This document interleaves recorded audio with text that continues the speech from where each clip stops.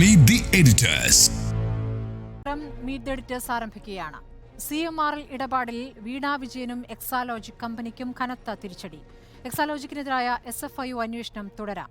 കേന്ദ്രാന്വേഷണം stay ചെയ്യണമെന്നാവശ്യപ്പെട്ട് എക്സാലോജിക് നൽകിയ ഹർജി കർണാടക ഹൈക്കോടതി തള്ളി. വിധിപ്പകർപ്പ് നാളെ രാവിലെ 10:30 ബംഗളൂരു പ്രിൻസിപ്പൽ ബെഞ്ച് പുറത്തുവിടും. സിംഗിൾ ബെഞ്ച് അധ്യക്ഷൻ ജസ്റ്റിസ് M. നാഗപ്രസന്ന ഉത്തരവ് പറഞ്ഞത് 2:45. വിധി പ്രസ്താവം ഒറ്റവാചകം മാത്രം. പെറ്റീഷൻ ഡിസ്മിസ്ഡ് അഥവാ ഹർജി തള്ളി. അതായത് എക്സാലോജിക് സൊല്യൂഷൻസിൽ SFIO അന്വേഷണം തുടരാം. SFIOയുടെ അന്വേഷണത്തിന് സ്റ്റേ ഇല്ല. അന്വേഷണം റദ്ദാക്കിയതുമില്ല. അന്വേഷണത്തിന് തീരുമാനമെടുത്ത കേന്ദ്ര കമ്പനികാര്യ മന്ത്രാലയത്തിന്റെ ഉത്തരവ് നിലനിൽക്കും. കമ്പനി നിയമത്തിലെ 210 വകുപ്പ് അനുസരിച്ചുള്ള DGCA അന്വേഷണം തുടരുമ്പോൾ SFIOയ്ക്ക് സമാന്തര വിശാല അന്വേഷണം നടത്താം. അന്വേഷണത്തിന് നിർദ്ദേശം നൽകിയ തീരുമാനത്തിലേക്ക് നയിച്ച രേഖകൾ വിളിച്ചു വരുത്തണമെന്ന ആവശ്യവും തള്ളി. രേഖകളുടെ സാക്ഷ്യപ്പെടുത്തിയ പകർപ്പും ലഭ്യമാക്കില്ല. അതീവ ഗുരുതര കുറ്റകൃത്യങ്ങൾക്കാണ് SFIO അന്വേഷണമെന്നും എക്സാലോജിക്കിനെതിരായ അന്വേഷണം ആനുപാതികമല്ല എന്നുമുള്ള വാദവും ഹൈക്കോടതി തള്ളി. CMRലുമായി ബന്ധപ്പെട്ട കരാർ സാമ്പത്തിക ഇടപാട് രേഖകൾ SFIOയ്ക്ക് എക്സാലോജിക് സൊല്യൂഷൻസ് നൽകണം. അധികാര ദുർവിനിയോഗ സാധ്യത പരിശോധിക്കാനുള്ള കേന്ദ്ര കമ്പനികാര്യ മന്ത്രാലയത്തിന്റെ അധികാരം ശരിവെച്ചാണ് ഹൈക്കോടതിയുടെ ഉത്തരവ്. സംശയകരമായ സാമ്പത്തിക ഇടപാടുകൾ സംബന്ധിച്ച് SFIOയ്ക്ക് അന്വേഷിക്കാം. ഇടക്കാല റിപ്പോർട്ടിന്റെ അടിസ്ഥാനത്തിൽ സീരിയസ് ഫ്രോഡ് ഇൻവെസ്റ്റിഗേഷൻ ഓഫീസിന് പ്രാഥമിക അന്വേഷണം തുടരാം. കേരളത്തിലെ പ്രമുഖ രാഷ്ട്രീയ നേതാക്കൾ 135 കോടി രൂപ കോഴ വാങ്ങിയെന്നാണ് കമ്പനികാര്യ മന്ത്രാലയത്തിന്റെ ആക്ഷേപം. ഈ സാഹചര്യത്തിൽ CMRL എക്സാലോജിക് ഇടപാടിൽ പൊതു താൽപര്യമുണ്ടെന്ന വാദം കൂടി ശരിവച്ചാണ് കർണാടക ഹൈക്കോടതിയുടെ വിധി. എക്സാലോജിക് സൊല്യൂഷൻസ് നൽകിയ ഹർജി തള്ളാനുണ്ടായ ന്യായവാദങ്ങൾ നാളെ രാവിലെ 10:30 വിധിപ്പകർപ്പ് പുറത്തുവരുമ്പോൾ വ്യക്തമാകും. Legal desk reporter.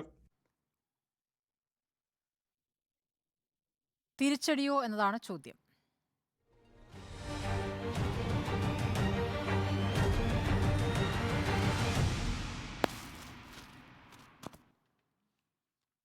ആദ്യം സുജയിലേക്കാണ്. സുജയ, ഇന്നിപ്പോൾ കർണാടക ഹൈക്കോടതിയിൽ നിന്നുള്ള വിധി അത് വീണ വിജയന് എക്സാലോജിക്കിന് തിരിച്ചടിയാണ്.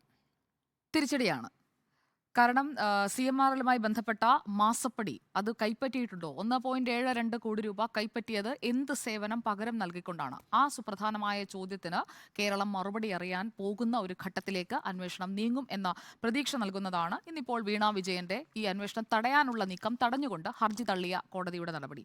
എന്തൊക്കെ കാര്യങ്ങൾ കൊണ്ട് ഹർജി തള്ളി എന്നുള്ളതിന്റെ വിശദമായ വിവരങ്ങൾക്കായി രാവിലെ 10:30 വരെ നമുക്ക് കാത്തിരിക്കേണ്ടിയിരിക്കുന്നു.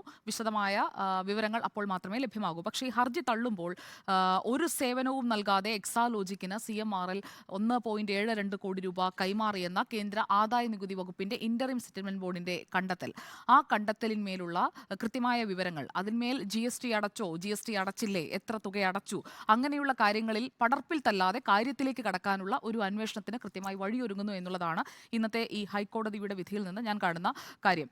കാരണം CMRലും എക്സാലോജിക്കും തമ്മിൽ നടത്തിയ ഇടപാടുകളുടെ രേഖകൾ അത് സ്വാഭാവികമായും എക്സാലോജിക് കമ്പനിയുടെ മുതലാളിയായ മുഖ്യമന്ത്രിയുടെ മകൾ വീണ വിജയൻ കൈമാറേണ്ടി വരുമെന്നുള്ളതാണ് ഒന്നാമത്തെ കാര്യം.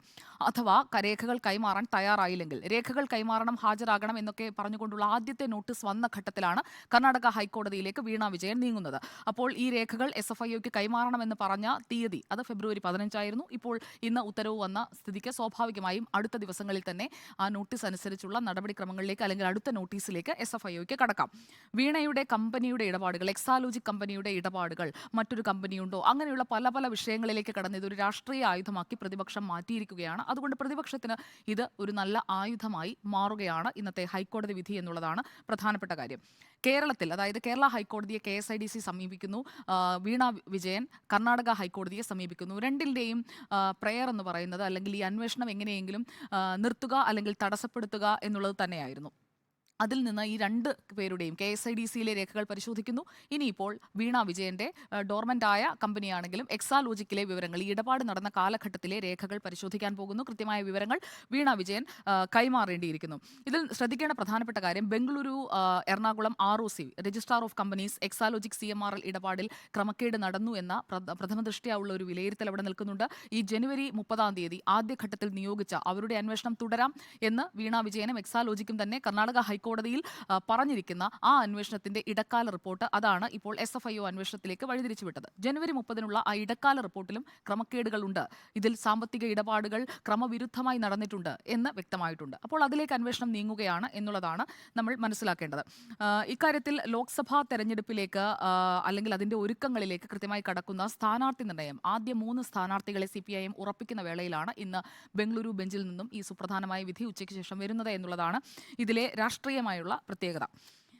ഈ കേന്ദ്ര കോർപ്പറേറ്റ് കാര്യ മന്ത്രാലയം നടത്തുന്ന അന്വേഷണം SFIO വരുമ്പോൾ സാധാരണഗതിയിൽ പറയുന്നത് പോലെ EDയും CBIയും ഒക്കെ ഉപയോഗിച്ച് വേട്ടയാടുന്നത് പോലെ SFIയെ ഉപയോഗിച്ച് മുഖ്യമന്ത്രിയുടെ മകളായതുകൊണ്ട് വീണ വിജയനെ വേട്ടയാടുന്നു. ആ വാദമൊന്നും നിലനിൽക്കില്ല. കാരണം വീണ വിജയൻ എക്സാലോജിക് എന്ന കമ്പനിയുടെ മുതലാളിയാണ്, ഡയറക്ടറാണ്.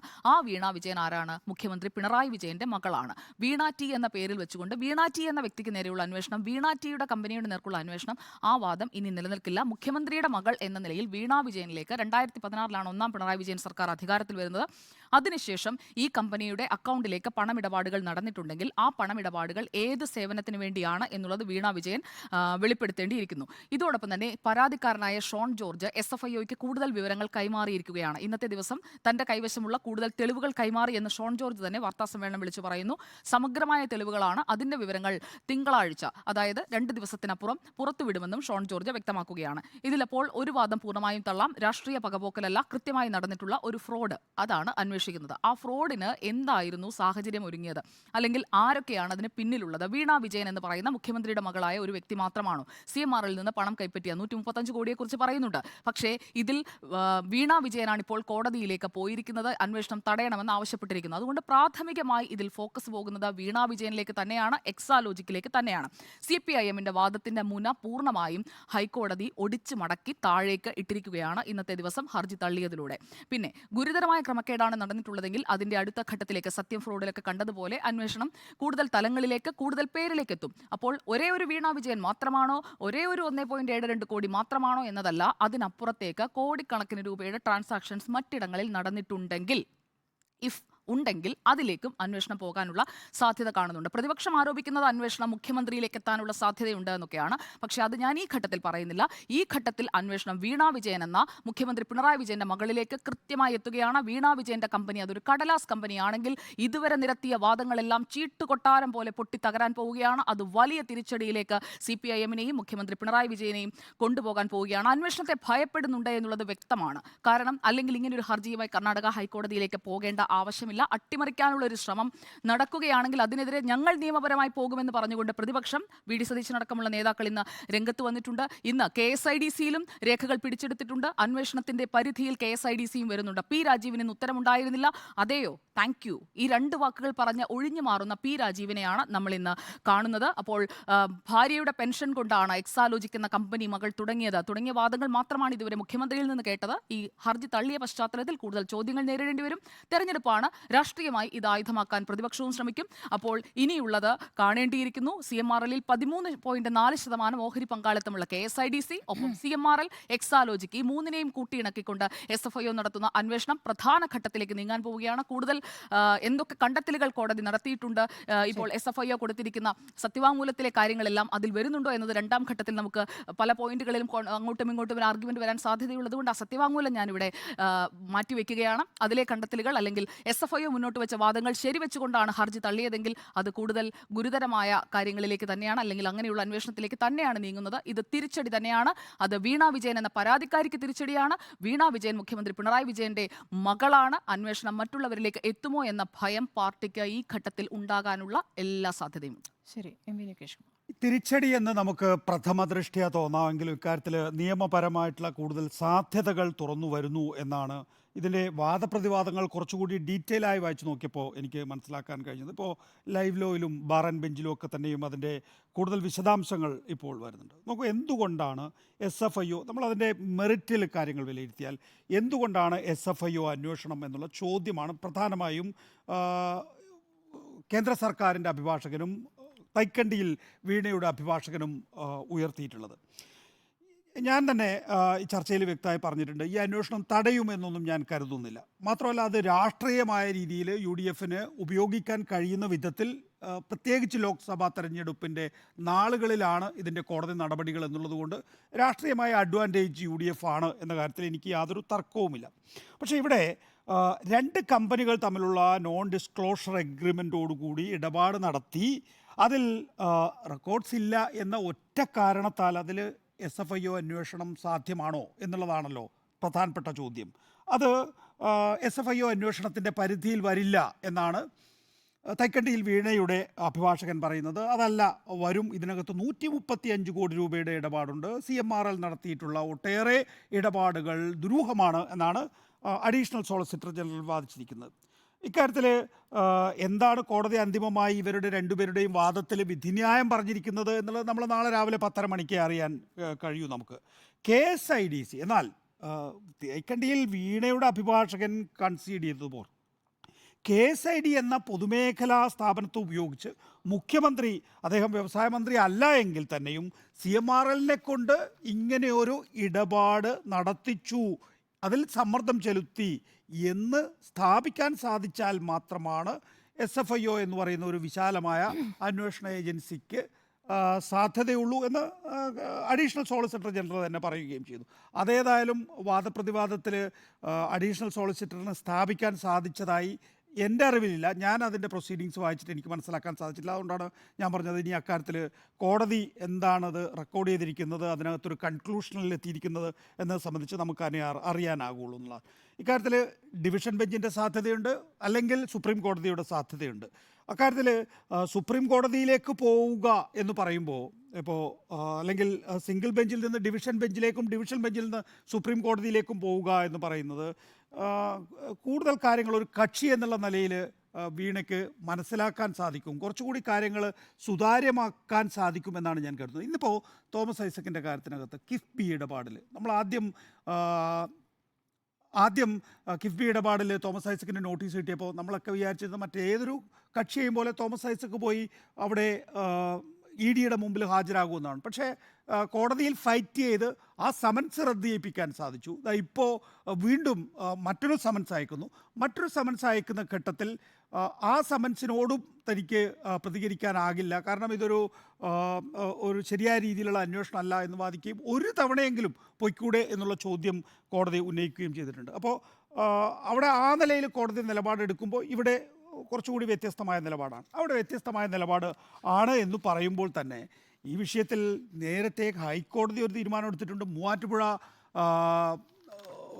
വിജിലൻസ് കോടതി ഈ വിഷയത്തിലെ അഴിമതി നിരോധന പ്രകാരം അന്വേഷിക്കണമെന്നാവശ്യപ്പെട്ടപ്പോൾ അന്ന് മൂവാറ്റുപുഴ വിജിലൻസ് കോടതി അത് തള്ളുകയാണ് ചെയ്തിട്ടുള്ളത്. പിന്നീട് കേരള ഹൈക്കോടതി ജസ്റ്റിസ് നഗരേഷിൻ്റെ ബെഞ്ച് ഓറലായി ഒബ്സർവ് ചെയ്തിരിക്കുന്നത് ഇതിനകത്ത് അഴിമതി നിരോധന നിയമപ്രകാരം ഏതെങ്കിലും തരത്തിൽ കേസില്ല എന്നാണ്, അല്ലെങ്കിൽ പ്രഥമ ദൃഷ്ട്യാ അങ്ങനെ കാണുന്നില്ല എന്നുള്ളതാണ്. അപ്പോൾ അക്കാര്യത്തിലൊക്കെ തന്നെയും നേരത്തെ ഒരു ഹൈക്കോടതി എടുത്ത തീരുമാനത്തിൽ ഒരു കേന്ദ്ര ഏജൻസിയുടെ അന്വേഷണം തടയേണ്ടതില്ല എന്ന് മാത്രമാണ് തീരുമാനിച്ചിരിക്കുന്നത്. ഇനി അതിനകത്ത് എന്തൊക്കെ റൈഡർ ഉണ്ട് എന്നുള്ളത് നമുക്ക് നാളെ രാവിലെ 10:30 മണിക്ക് അറിയാൻ സാധിക്കും എന്നുള്ളതാണ് നമുക്ക് ആദ്യം തുടക്കത്തിൽ പറയാൻ സാധിക്കുന്നത്. പക്ഷേ അതിനകത്ത് തന്നെ ഈ പറയുന്ന അപ്പീൽ സാധ്യതയുണ്ട് എന്നുള്ളത് കൊണ്ട് തന്നെ ഇപ്പോൾ തോമസ് ഐസക്കിൻ്റെ ഒക്കെ കേസിൽ കണ്ടതുപോലെ എന്തൊക്കെയാണ് യഥാർത്ഥത്തിൽ EDയുടെ മനസ്സിലുള്ളത് എന്ന് തോമസ് ഐസക്ക് മനസ്സിലാക്കുന്നത് പോലെ തന്നെ വീണ വിജയനും അക്കാര്യത്തിൽ എന്തൊക്കെയാണ് ഇപ്പോൾ SFIOയുടെ മനസ്സിലുള്ളത് എന്നറിയാനുള്ള നിയമ വഴിയാണ് യഥാർത്ഥത്തിൽ ഇപ്പോഴുള്ള കോടതി നടപടികൾ, ഇനിയുള്ള ഡിവിഷൻ ബെഞ്ചിൻ്റെ നടപടികൾ, വരാനിരിക്കുന്ന സുപ്രീം കോടതി. ഏതായാലും ഇന്നിപ്പോൾ കോൺഗ്രസിൻ്റെ അക്കൗണ്ട് ഇതേ ഇൻകം ടാക്സ് തന്നെ ഇൻട്രീം സെറ്റിൽമെൻറ്റ് ബോർഡാണ് അതിൻ്റെ ട്രിബ്യൂണൽ എന്ന് പറയുന്നത്. ആ ട്രിബ്യൂണലിൻ്റെ ഇൻകം ടാക്സ് ഡിപ്പാർട്ട്മെൻറ്റ് തന്നെ കോൺഗ്രസിൻ്റെ റെക്കോർഡ് മരവിപ്പിച്ചതുപോലെ, അല്ലെങ്കിൽ കഴിഞ്ഞ ദിവസങ്ങളിൽ കണ്ടതുപോലെ നാഷണൽ ഹെറാൾഡ് കേസിൽ സോണിയാഗാന്ധിക്കും രാഹുൽ ഗാന്ധിക്കും ഒക്കെ തന്നെ കോടതിയിൽ അവർക്കൊക്കെ തന്നെയും നിയമ നടപടികൾ നേരിടേണ്ടി വന്നിട്ടുണ്ട്. അപ്പോൾ ആ നിയമ നടപടികളുമായി ഇപ്പോൾ വീണ വിജയന് മുന്നോട്ട് പോകേണ്ടി വരുന്നു, എക്സാലോജിക്കിന് മുന്നോട്ട് പോകേണ്ടി വരുന്നു എന്നുള്ളത് വലിയ സംഭവമായി കാണേണ്ടതില്ല. നിയമ നടപടിയിലേക്ക് അവരെ സംബന്ധിച്ചിടത്തോളം പുതിയ വഴികളാണ്, അല്ലെങ്കിൽ അവർക്ക് എങ്ങനെ മുന്നോട്ട് നീങ്ങണം എന്നത് സംബന്ധിച്ച് ഒരു വ്യക്തത നൽകും ഇന്നത്തെ കോടതി നടപടി എന്നാണ് എനിക്ക് പ്രഥമ ദൃഷ്ട്യാ പറയാനുള്ളത്, അല്ലെങ്കിൽ പ്രാഥമികമായി പറയാനുള്ളത്. ശരി, തിരിച്ചടി എന്ന ചോദ്യത്തിൽ തിരിച്ചടിയാണ് രാഷ്ട്രീയമായും നിയമപരമായും. ഇപ്പോൾ എം വി നികേഷ് കുമാർ ചൂണ്ടിക്കാണിച്ച പോലെ അപ്പീൽ പോകാനുള്ള ഒരു സാധ്യത വീണയ്ക്കുണ്ടല്ലോ എന്ന് ചോദിക്കുമ്പോൾ ഈ തരത്തിൽ SFIO അന്വേഷണം തടയണം എന്നാവശ്യപ്പെട്ടുകൊണ്ട് നേരത്തെ സുപ്രീം കോടതിയിലേക്ക് പോയ പല ഹർജികളും സുപ്രീം കോടതി തള്ളിയിട്ടുണ്ട്. SFIO അന്വേഷണം നീണ്ടുപോകുന്നു അതുകൊണ്ട് തന്നെ അത് അവസാനിപ്പിക്കണമെന്നാവശ്യപ്പെട്ടുകൊണ്ട് പോയവർക്കാണ് ആ തിരിച്ചടി ഉണ്ടായിട്ടുള്ളത്. അതുകൊണ്ട് തന്നെ SFIO അന്വേഷണം വേണ്ട എന്നൊരു തീരുമാനത്തിലേക്ക് സുപ്രീം കോടതി പോകാനുള്ള സാധ്യത കുറവാണ്. കാരണം അന്വേഷണം മുന്നോട്ട് പോകട്ടെ എന്നുള്ളതായിരിക്കും സ്വാഭാവികമായും കോടതി എടുക്കാവുന്ന തീരുമാനം. ഇത് ഒരു മണ്ടൻ തീരുമാനമാണ് വീണ വിജയൻ ഈ കാര്യത്തിൽ എടുത്തത്. SFIO അന്വേഷണത്തിനെതിരെ ഹൈക്കോടതിയെ സമീപിച്ചത് ഒരു മണ്ടൻ തീരുമാനമാണ് എന്ന് വേണം മനസ്സിലാക്കാൻ. SFIO എന്നത് വലിയ അധികാരങ്ങളുള്ള കോർപ്പറേറ്റ് കാര്യ മന്ത്രാലയത്തിന് കീഴിലെ ഏജൻസിയാണ്. അപ്പോൾ ഇവിടെ വിജിലൻസ് അന്വേഷണം നടന്നിട്ടുണ്ടല്ലോ എന്ന വാദം അവിടെയാണ് മോശമായി പോകുന്നത്. 2013 ഭേദഗതി പ്രകാരം ROC റിപ്പോർട്ട് പ്രകാരമോ അല്ലെങ്കിൽ സർക്കാരിൻ്റെ നിർദ്ദേശപ്രകാരമോ എന്തിന് പൊതുജന താൽപ്പര്യപ്രകാരമോ ഒക്കെ അന്വേഷണം നടത്താൻ ഈ SFIOയ്ക്ക് സാധിക്കും. ഇത്ര വലിയ ഏജൻസിയുടെ അന്വേഷണം നിർത്താൻ ആവശ്യപ്പെടാൻ ഒരു മതിയായ കാരണങ്ങൾ മുന്നോട്ട് വെക്കേണ്ടതുണ്ട്. അങ്ങനെ ഒരു മതിയായ കാരണങ്ങൾ വീണ വിജയന് മുന്നോട്ട് വയ്ക്കാൻ കഴിഞ്ഞിട്ടുണ്ടോ? ROCയുടെ അന്വേഷണം നടക്കവേ സമാന്തര അന്വേഷണം എന്തിന് എന്ന വാദം അത് പ്രഥമ ദൃഷ്ടിയാൽ തന്നെ തള്ളിപ്പോകും എന്നുള്ള കാര്യം വ്യക്തമായിരുന്നു. രണ്ടാമത്തത് CMRലുമായുള്ള ഇടപാടിനെക്കുറിച്ച് അവ്യക്തമായ മറുപടികൾ മാത്രമാണ് വീണ നൽകിയത് എന്ന് കേരള ROCയുടെ അന്വേഷണ റിപ്പോർട്ടിൽ പറയുന്നുണ്ട്. ഇനി അത് പറ്റില്ല. ഈ ROCകളുടെ റിപ്പോർട്ടുകളുടെ അടിസ്ഥാനത്തിലാണ് SFIO വന്നിട്ടുള്ളത് എന്നുള്ളതാണ് ഏറ്റവും പ്രധാനപ്പെട്ട കാര്യം. ഇനിയിപ്പോൾ ഈ കാര്യത്തിൽ ഇങ്ങനെ മുന്നോട്ട് പോകാൻ പറ്റില്ല. ഹൈക്കോടതി നിർദ്ദേശപ്രകാരം തന്നെ എല്ലാ രേഖകളും, നേരത്തെ ROCക്ക് രേഖകൾ കൈമാറിയില്ല എന്നുള്ള വാദമാണല്ലോ പറഞ്ഞിരുന്നത്. അപ്പോൾ എല്ലാ രേഖകളും ഇനി കൈമാറേണ്ടി വരും. നിയമപ്രകാരം SFIOയ്ക്ക് റെയ്ഡ് നടത്താം, രേഖകൾ പിടിച്ചെടുക്കാം, വേണ്ടി വന്നാൽ അറസ്റ്റ് ചെയ്യാനുള്ള വിപുലമായ അധികാരങ്ങളുമുണ്ട്. ഇപ്പോൾ അറസ്റ്റിലേക്ക് പോകേണ്ടതില്ല എന്ന് കോടതി പറയുമ്പോഴും അന്വേഷണം പുരോഗമിക്കുമ്പോൾ അതിലേക്ക് പോകേണ്ടി വന്നാൽ പോകുന്ന ഒരു സാഹചര്യം അവിടെ നിലനിൽക്കുന്നു. SFIO സംഘം ആദ്യം CMRൽ പരിശോധന നടത്തുന്നു, പിന്നീട് KSIDCയുടെ ഓഫീസിൽ പരിശോധന നടത്തുന്നു. അടുത്തത് വീണയ്ക്ക് നോട്ടീസ് നൽകാനുള്ള നീക്കമായിരുന്നു. അങ്ങനെ ആ സമയത്താണ് വീണ ഹൈക്കോടതിയെ സമീപിച്ചത്. ഇനിയിപ്പോൾ വീണയെ നോട്ടീസ് നൽകി വിളിച്ചു വരുത്തി രേഖകൾ ആവശ്യപ്പെടാൻ സാധിക്കും. ഈ ബംഗളൂരുവിലെ കമ്പനി ഇപ്പോൾ പ്രവർത്തിക്കാത്തതുകൊണ്ട് തിരുവനന്തപുരത്തെ വിലാസത്തിലേക്കായിരിക്കും ഒരുപക്ഷെ ആ നോട്ടീസ് വരിക എന്നുള്ളൊരു കാര്യം കൂടിയുണ്ട്. മാത്രമല്ല, ഭാര്യ വിരമിച്ചപ്പോൾ കിട്ടിയ പണം കൊണ്ട് മകൾ കമ്പനി തുടങ്ങിയെന്നാണ് സഭയിൽ മുഖ്യമന്ത്രി പറഞ്ഞത്. ഈ കൈകൾ ശുദ്ധമാണ് എന്ന് പറഞ്ഞുകൊണ്ട് മുഖ്യമന്ത്രി വിശദീകരിച്ചതാണ്. അപ്പോൾ അതിൻ്റെ രേഖകളും ഹാജരാക്കേണ്ടി വരും. പിന്നെ ഒന്ന് ഷോൺ ജോർജ്, പരാതിക്കാരൻ ഷോൺ ജോർജ് ഇന്ന് വാർത്താ സമ്മേളനത്തിൽ പറഞ്ഞിട്ടുള്ളത് എൻ്റെ പക്കൽ ഇനിയും തെളിവുകളുണ്ട്. തിങ്കളാഴ്ച SFIOയ്ക്ക് കൂടുതൽ രേഖകൾ നൽകുമെന്ന് പറയുന്നു. അതോടൊപ്പം തന്നെ തിങ്കളാഴ്ച ചില കാര്യങ്ങൾ പുറത്തുവിടുമെന്നും പറയുന്നുണ്ട്. CMRലുമായി ബന്ധമുള്ള empower India capital investment private limited എന്ന കമ്പനി 2016-19 കാലയളവിൽ 77.6 ലക്ഷം ഈടില്ലാ വായ്പയായി വീണയ്ക്ക് നൽകിയെന്നാണ് ഷോണിന്റെ ആരോപണം. അങ്ങനെ ഒരു ആരോപണം മുന്നോട്ട് വെച്ചിരിക്കുന്നു. അത് SFIO അന്വേഷിക്കണം എന്നൊരു ആവശ്യവും ഷോൺ മുന്നോട്ട് വയ്ക്കുന്നുണ്ട്. അപ്പോൾ ഇതിന്റെ തുടർച്ചയായി അതിലേക്ക് കൂടി SFIO പോകുമോ എന്ന വിഷയം അവിടെ നിൽക്കുന്നു. ഇനി രാഷ്ട്രീയമായ പ്രശ്നങ്ങൾ കാണാം. ഇന്നിപ്പോൾ CPM എത്ര നേതാക്കൾ പ്രതികരിച്ചത് എന്താണ് എന്ന് നമ്മൾ ഇന്ന് കണ്ടതാണ്. അപ്പോൾ തെരഞ്ഞെടുപ്പ് അടുത്തിരിക്കുന്ന ഘട്ടമാണ്. CPMന് ഇക്കാര്യം വലിയ രൂപത്തിൽ വിശദീകരിക്കേണ്ടി വരും. എല്ലാ അന്വേഷണത്തെയും സ്വാഗതം ചെയ്യുന്നു എന്ന് പറഞ്ഞ ശേഷം കർണാടക ഹൈക്കോടതിയും കേരള ഹൈക്കോടതിയും അന്വേഷണത്തിനെതിരെ സമീപിക്കുകയാണ് KSIDCയും വീണ വിജയനും ചെയ്തിട്ടുള്ളത്. അപ്പോൾ KSIDCയോട് കേരള ഹൈക്കോടതി ചോദിച്ചത് ഒളിക്കാൻ എന്തെങ്കിലും ഉണ്ടോ എന്നുള്ളതാണ്. അപ്പോൾ ഇല്ല എന്ന് പറഞ്ഞപ്പോൾ അങ്ങനെയെങ്കിൽ അന്വേഷണം നടക്കട്ടെ എന്ന് പറഞ്ഞുകൊണ്ടാണ് ആ സ്റ്റേ ആവശ്യം നിരാകരിച്ചത്. CPMന്റെ ചരിത്രത്തിൽ ആദ്യമായി അപൂർവമായി നേതാവിൻ്റെ കുടുംബാംഗങ്ങൾക്കെതിരായ ആരോപണത്തിൽ അച്ചടിച്ച വിശദീകരണ രേഖ പാർട്ടി അംഗങ്ങൾക്ക് നൽകുകയായിരുന്നു.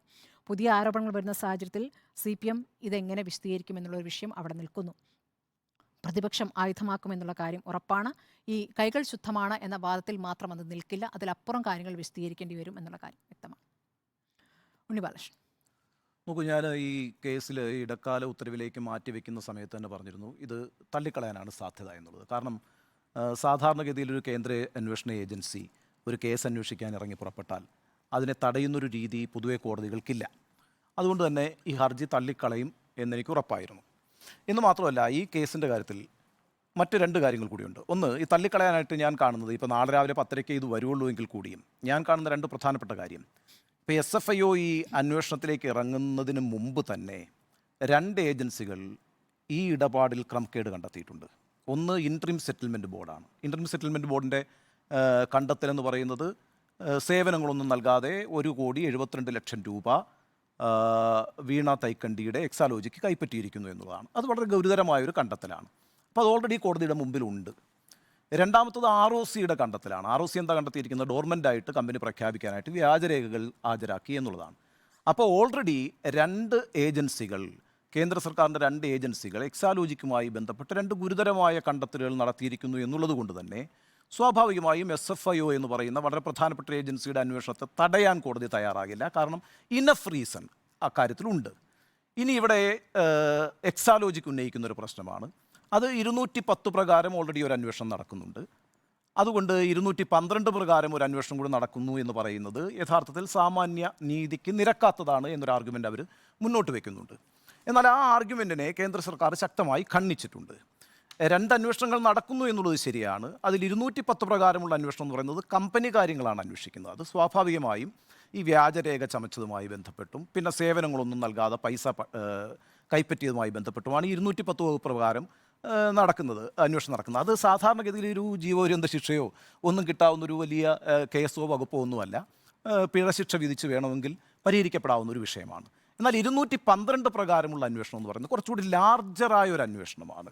അത് SFIO നടത്തുന്നു. എന്തുകൊണ്ടാണ് SFIO ആ ലാർജറായ അന്വേഷണം നടത്തുന്നത്? ഇത് എക്സാലോജിക്കുമായി മാത്രം ബന്ധപ്പെട്ടൊരു കേസല്ലാത്തതുകൊണ്ടാണ്. ഇവിടെ SFIO അന്വേഷിക്കുന്ന പ്രാഥമികമായ കേസ് എന്ന് പറയുന്നത് CMRലുമായി ബന്ധപ്പെട്ട അഴിമതിയാണ്. CMRൽ 135 കോടി രൂപ ഇവിടുത്തെ വിവിധ രാഷ്ട്രീയ നേതാക്കൾക്ക് കൊടുത്തിരിക്കുന്നു. ഇവിടെ വ്യവസായം നടത്തണമെങ്കിൽ അവർക്ക് ഇങ്ങനെ രാഷ്ട്രീയക്കാരെ പ്രീണിപ്പിക്കണമെന്ന് പറയുന്നു. അങ്ങനെ ഈ 135 കോടി രൂപയുടെ അഴിമതിയുമായി ബന്ധപ്പെട്ടാണ് SFIO രംഗത്ത് വരുന്നത്. ആ അഴിമതിയുമായി ബന്ധപ്പെട്ട് രംഗത്ത് വരുമ്പോൾ സ്വാഭാവികമായും CMRലെ എല്ലാ രേഖകളും പരിശോധിക്കേണ്ടി വരും. CMRൽ ഓഹരി പങ്കാളിത്തമുള്ള KSIDCയുമായി ബന്ധപ്പെട്ട കാര്യങ്ങളും അന്വേഷിക്കേണ്ടി വരും. കാരണം എന്താണ്? KSIDC ഒരു പൊതുമേഖലാ സ്ഥാപനമാണ്. ആ പൊതുമേഖലാ സ്ഥാപനം ഈ പറയുന്ന പബ്ലിക് ലിമിറ്റഡ് കമ്പനിയായിട്ടുള്ള CMRലിന് വേണ്ട എന്തെങ്കിലും തരത്തിലുള്ള വിട്ടുവീഴ്ചകൾ ചെയ്തു കൊടുക്കുന്നുണ്ടോ, ഒത്താശകൾ ചെയ്തു കൊടുക്കുന്നുണ്ടോ എന്ന് പരിശോധിക്കേണ്ടി വരും. KSIDCയിൽ നിന്ന് പിന്നെ എക്സാലോജിക്കിലേക്കും പോകേണ്ടി വരും. കാരണം വെച്ചാൽ വളരെ ഇൻഫ്ലുവൻഷ്യലായ ഒരു നേതാവിൻ്റെ മകളാണ് വീണ തൈക്കണ്ടിയിലെന്നും അങ്ങനെയാണ് ഈ പണം അങ്ങോട്ടേക്ക് പോയിരിക്കുന്നതെന്നും ഇൻട്രീം സെറ്റിൽമെൻറ്റ് ബോർഡിൻ്റെ ഒരു കണ്ടെത്തലുണ്ട്. അപ്പോൾ അവിടെ സ്വാഭാവികമായും ഈ പറയുന്ന SFIOയുടെ അന്വേഷണത്തെ സാധൂകരിക്കുന്ന 3 കാര്യങ്ങൾ അവിടെ നിലനിൽക്കുന്നു. അതിൽ 3ാമത്തെ കാര്യം മാത്രമാണ് എക്സാലോജിക്ക് എന്ന് ഞാൻ സമ്മതിക്കുന്നു. ഇവിടെ ഒരു പ്രശ്നമുണ്ടല്ലോ. ഇപ്പോൾ മാത്യു കുഴൽനാടൻ ഒരു ദീർഘമായ വാർത്താ സമ്മേളനം നടത്തിയത് 48 മണിക്കൂർ മുമ്പാണ്. വളരെ വിശദമായൊരു വാർത്താ സമ്മേളനമായിരുന്നു. ആ വാർത്താ സമ്മേളനത്തിൻ്റെ ദിവസം തന്നെ മന്ത്രി P രാജീവ് വന്നിട്ട് അതിൻ്റെ ഒരു മറുപടി പറയുകയുണ്ടായി. ആ മറുപടിയിൽ എന്താണ് P രാജീവ് പ്രധാനമായിട്ടും ഉന്നയിച്ചത്? അദ്ദേഹം പറഞ്ഞത് 2004 ഈ പറയുന്ന 4 ലീസുകൾ നൽകിയിട്ടുള്ളത്. ആ സമയത്ത് സർക്കാർ ആരായിരുന്നു? AK ആൻ്റണിയുടെ സർക്കാരായിരുന്നു, UDF സർക്കാരായിരുന്നു. അപ്പോൾ യഥാർത്ഥത്തിൽ ഉണ്ടയുള്ള വെടി തന്നെയാണ് മാത്യു കുഴൽനാടൻ വെച്ചിരിക്കുന്നത്. പക്ഷേ ആ ഉണ്ട ആൻ്റണിയുടെ നെഞ്ചത്തേക്കായിരുന്നു അല്ലെങ്കിൽ ഉമ്മൻചാണ്ടിയുടെ നെഞ്ചത്തേക്കായിരുന്നു എന്ന് പറഞ്ഞാണ് ആ വാർത്താ സമ്മേളനം അവസാനിപ്പിക്കുന്നത്. പിന്നെ ഈ നിമിഷം വരെ CPMൻ്റെ ഉത്തരവാദിത്തപ്പെട്ട ഏതെങ്കിലും നേതാക്കളോ രാജീവ് തന്നെയോ അക്കാര്യത്തിലൊരു വിസ്തീർണവുമായി രംഗത്ത് വന്നിട്ടില്ല. നമ്മളെ സംബന്ധിച്ചിടത്തോളം 2004 ഇത്തരത്തിലൊരു കരാർ നൽകിയത് തെറ്റായൊരു കാര്യമാണെന്ന് സമ്മതിക്കുന്നതിൽ ഒരു പ്രശ്നവുമില്ല. ആ സർക്കാരിന് ഒരു വീഴ്ച പറ്റിയിട്ടുണ്ട്. എന്നാൽ പിന്നീട് എന്താണ് സംഭവിച്ചത്? 10 ദിവസത്തിനുള്ളിൽ അത് സ്റ്റോപ്പ് ചെയ്യുകയാണ്. ആ കരാർ സ്റ്റോപ്പ് ചെയ്യുകയാണ്. എന്തുകൊണ്ടാണ് ആ കരാർ സ്റ്റോപ്പ് ചെയ്യുന്നത്? എനിക്ക് നല്ല ഓർമ്മയുണ്ട്. വലിയഴീക്കൽ മുതൽ ആറാട്ടുപുഴ വരെ വലിയ മനുഷ്യ കോട്ടയാണ് തീർത്തത്. VM സുധീരനാണ് ആലപ്പുഴയിലെ MP. അദ്ദേഹമാണ് അതിന് നേതൃത്വം കൊടുത്തത്. അന്നൊരു ജനകീയ പ്രക്ഷോഭ സമിതിയുണ്ട്. ആ അത് കോൺഗ്രസിൽ നിന്ന് രൂപപ്പെട്ടൊരു സമരമായിരുന്നു. ആ കോൺഗ്രസ് തന്നെയാണ് VM സുധീരൻ പല ഘട്ടത്തിൽ കോൺഗ്രസിനെ പ്രതിരോധം CPM അതിനകത്ത് പങ്കാളിയായിരുന്നു. ജനകീയ പ്രക്ഷോഭ സമിതിയാണ്. CPM പിന്നീടാണ് അതിനകത്ത് പങ്കാളിയാകുന്നത്. തോട്ടപ്പള്ളി മുതൽ ഈ വലിയഴീക്കൽ മുതൽ ആറാട്ടുപുഴ വരെയുള്ള വലിയ മനുഷ്യക്കോട്ട തീർക്കുന്നതിൽ പങ്കാളിയായിരുന്നു. MA ബേബിയാണ് അതിൽ പങ്കാളിയായത്. ആ പ്രക്ഷോഭം ഏറ്റവും ശക്തമായി ഉയർത്തിപ്പിടിച്ചത് VM സുധീരനാണ്. ആലപ്പുഴ MP എന്ന നിലയ്ക്കാണ് അദ്ദേഹം ആ പ്രക്ഷോഭത്തിന് നേതൃത്വവും കൊടുത്തത്. ആ പ്രക്ഷോഭത്തിൻ്റെ അടിസ്ഥാനത്തിൽ 10 ദിവസത്തേക്ക് ശേഷം ഇത് സ്റ്റോപ്പ് ചെയ്യുന്നു. പിന്നെ അതിൻ്റെ മേലൊരു അനക്കം വെക്കുന്നില്ല എന്നുള്ളത് വസ്തുതയാണ്. പിന്നെ അങ്ങോട്ടേക്ക് മുന്നോട്ട് പോകുന്നില്ല. കർത്തയും ഒരു പ്രശ്നം ഉണ്ടാക്കുന്നില്ല. 2006 VS അച്യുതാനന്ദൻ്റെ സർക്കാർ വരുന്നു. അതിശക്തമായിട്ടാണ് ഈ നിലപാട് VS എടുക്കുന്നത്. LDF സർക്കാർ എടുക്കുന്ന നിലപാട് എന്താ? ഖനനം എന്ന് പറയുന്നത് പൊതുമേഖലയ്ക്കല്ലാതെ നൽകില്ല എന്നാണ് പറയുന്നത്. 2019 കേന്ദ്ര സർക്കാർ ആ നിയമം കൊണ്ടുവരുന്നതിന് 13 വർഷങ്ങൾക്ക് മുമ്പ് LDF സർക്കാർ VS അച്യുതാനന്ദൻ്റെ നേതൃത്വത്തിലുള്ള സർക്കാർ ആ തീരുമാനം കേരളത്തിൽ എടുത്തിരുന്നു. 13 വർഷങ്ങൾക്ക് മുമ്പ് 2006 അത് തുടരുകയാണ് ചെയ്തത് 2011 വരെ. 2011 വരെ ഒരു അനക്കവും ഉണ്ടായിരുന്നില്ല ശശിധരൻ കർത്തയ്ക്ക്. ശശിധരൻ കർത്തയുടെ കമ്മിറ്റ്മെൻറ്റ് ആരുമായിട്ടാണ്? ശശിധരൻ കർത്തയോട് കമ്മിറ്റഡ് ആയിരിക്കുന്ന ആരാണ്? UDF ആണ്. 2011 UDF സർക്കാർ വരുന്നു. UDF സർക്കാർ വരുമ്പോൾ ശശിധരൻ കർത്ത പല ആപ്ലിക്കേഷൻസ് കൊടുക്കുന്നുണ്ട്. ആ പല ആപ്ലിക്കേഷൻസ് കൊടുക്കുമ്പോൾ ശശിധരൻ കർത്തയ്ക്ക് കീഴ്പ്പെടണമായിരുന്നെങ്കിൽ അന്ന് UDF സർക്കാർ കീഴ്പ്പെടുമായിരുന്നു. കീഴ്പ്പെടാനുള്ള സാഹചര്യങ്ങളുണ്ടായിരുന്നു. 2011 മുതൽ ഇങ്ങോട്ട് വലിയ നിയമ പോരാട്ടമാണ് നടക്കുന്നത്. ആ നിയമ പോരാട്ടത്തിൻ്റെ ഓരോ ഘട്ടവും നമുക്കറിയാവുന്നതാണല്ലോ. സിംഗിൾ ബെഞ്ചിലേക്ക് പോകുന്നു, വിധി കർത്തയ്ക്ക് അനുകൂലമാകുന്നു, അവിടെ വെച്ച് വേണമെങ്കിൽ ഇത് നടപ്പാക്കാം. അപ്പം സർക്കാർ എന്താ ചെയ്ത്? ഡിവിഷൻ ബെഞ്ചിലേക്ക് പോയി. ഡിവിഷൻ ബെഞ്ചിൽ വെച്ച് വിധി കർത്തയ്ക്ക് അനുകൂലമാകുന്നു. അപ്പോഴും വേണമെങ്കിൽ, അതായത് ഹൈക്കോടതിയിൽ ഒരു തീർപ്പായെന്നേ, ശശിധരൻ കർത്തയ്ക്ക് അനുകൂലമായിട്ടാണ് തീരുമാനം വന്നിരിക്കുന്നത്, വേണമെങ്കിലും നടപ്പാക്കാം. അവിടെ വിട്ടുവീഴ്ച ചെയ്യുന്നില്ല ഉമ്മൻചാണ്ടി സർക്കാർ. അപ്പീൽ പോകുന്നു സുപ്രീം കോടതിയിലേക്ക്. സുപ്രീം കോടതിയിൽ നിന്ന് 2016 അനുകൂലമായൊരു വിധി വരുന്നു. അനുകൂലമായ വിധി ആർക്ക് അനുകൂലമായിട്ട് വരുന്നു? ശശിധരൻ കർത്തയ്ക്ക് അനുകൂലമായിട്ട് വരുന്നു.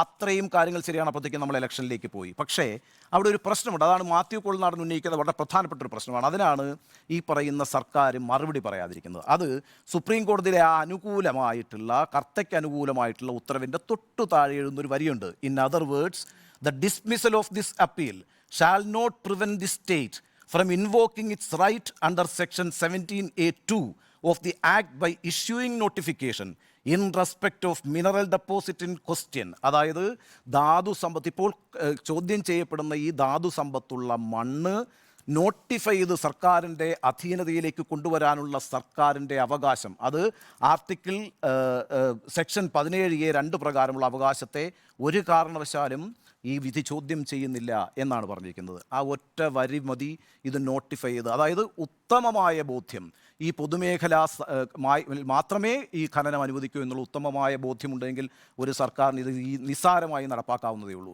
ഈ വിധി മാറ്റിവെച്ചുകൊണ്ടാണ് 2016 ശേഷം വരുന്ന പിണറായി വിജയൻ സർക്കാർ 2023 ഡിസംബർ വരെ അക്കാര്യത്തിലൊരു തീരുമാനമെടുക്കാറുള്ളത്. അതുമാത്രവുമല്ല, അവിടുത്തെ പ്രശ്നം എന്താണെന്നറിയാമോ? 2019 ഈ വിധി വരുമ്പോൾ തന്നെ വേണമെങ്കിൽ ഇത് നടപ്പാക്കാം. കർത്തയ്ക്കെതിരായിട്ടുള്ള അപ്പം ക്ലോസ് ചെയ്യാം, ആ ഫയൽ അപ്പം ക്ലോസ് ചെയ്യാം. കാരണം കേന്ദ്ര നിയമം വന്നു കഴിഞ്ഞിരിക്കുന്നു, ഇനി ഒരു ചർച്ചയുമില്ല. 2016 മുതൽ ഈ കുഴൽനാടൻ ആരോപിക്കുന്നതും പിന്നെ ഇൻട്രീം സെറ്റിൽമെൻറ്റ് ബോർഡിൻ്റെ കണക്കും കൂടി വെച്ച് നോക്കുമ്പോൾ കൃത്യമാണ്. വീണ തൈക്കണ്ടിലിന് പൈസ വന്നുകൊണ്ടിരിക്കുകയാണ്. ഈ പറയുന്ന വീണ തൈക്കണ്ടിലിന് വ്യക്തിപരമായും എക്സാലോജിക്കിന് വേണ്ടിയിട്ടും പൈസ വന്നുകൊണ്ടിരിക്കുന്നു. അപ്പോഴൊക്കെ ഈ ഫയൽ അന്വേഷിക്കുന്നതാരാണ്? കേരളത്തിൻ്റെ മുഖ്യമന്ത്രിയാണ്. അദ്ദേഹം ഫയൽ വിളിച്ചു വരുത്തി മുമ്പിലിരുത്തിയിരിക്കുകയാണ്. അദ്ദേഹത്തിന് അറിയാമല്ലോ അദ്ദേഹത്തിൻ്റെ മകൾക്ക് ഈ കമ്പനിയുമായി ഇടപാടുണ്ട് എന്നുള്ള കോൺഫ്ലിക്റ്റ് ഓഫ് ഇൻട്രസ്റ്റ് വരുന്നു. കോൺഫ്ലിക്റ്റ് ഓഫ് ഇൻട്രസ്റ്റ് എന്ന് പറഞ്ഞ ഈ കാര്യത്തിൽ വളരെ പ്രധാനമാണ്.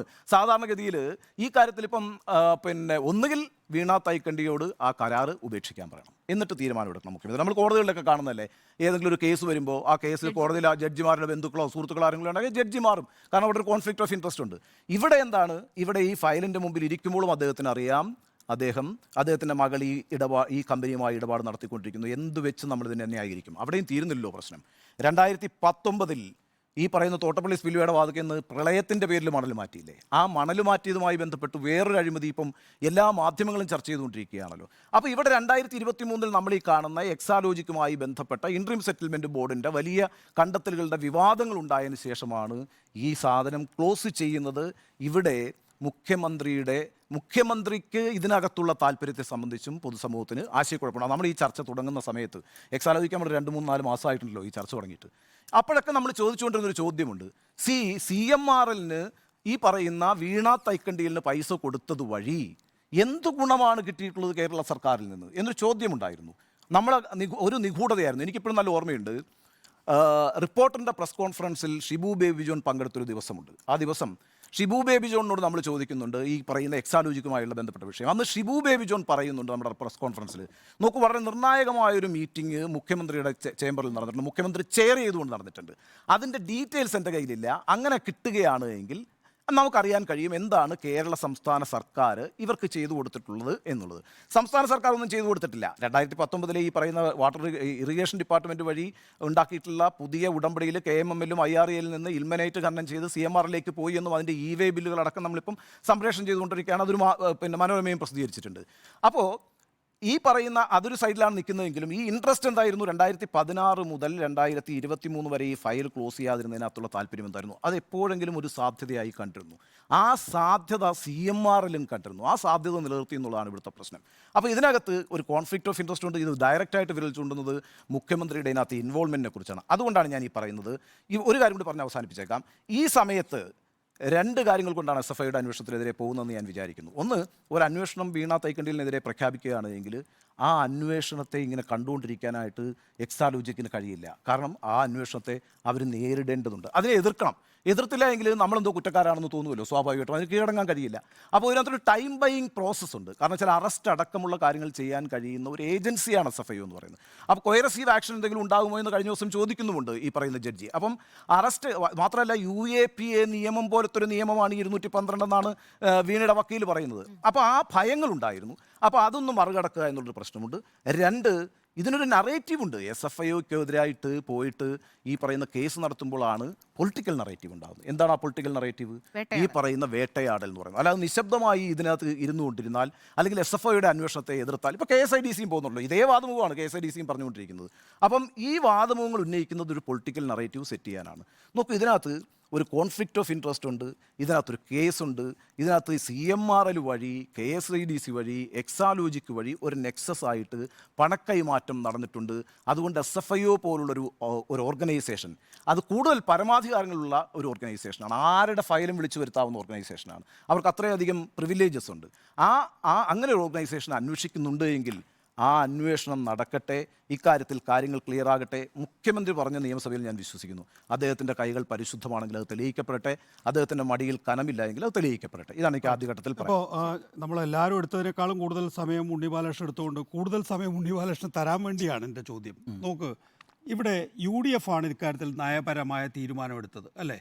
ശശിധരൻ കർത്തയുടെ കമ്പനിക്ക് മണൽ ഖനനം ചെയ്യാനുള്ള അനുമതി നൽകിയിട്ടുള്ളത് UDF ആണ്. അതെ. വേറെ ഒരു സർക്കാരും അങ്ങനെ ഒരു നയം സ്വീകരിച്ചിട്ടില്ല.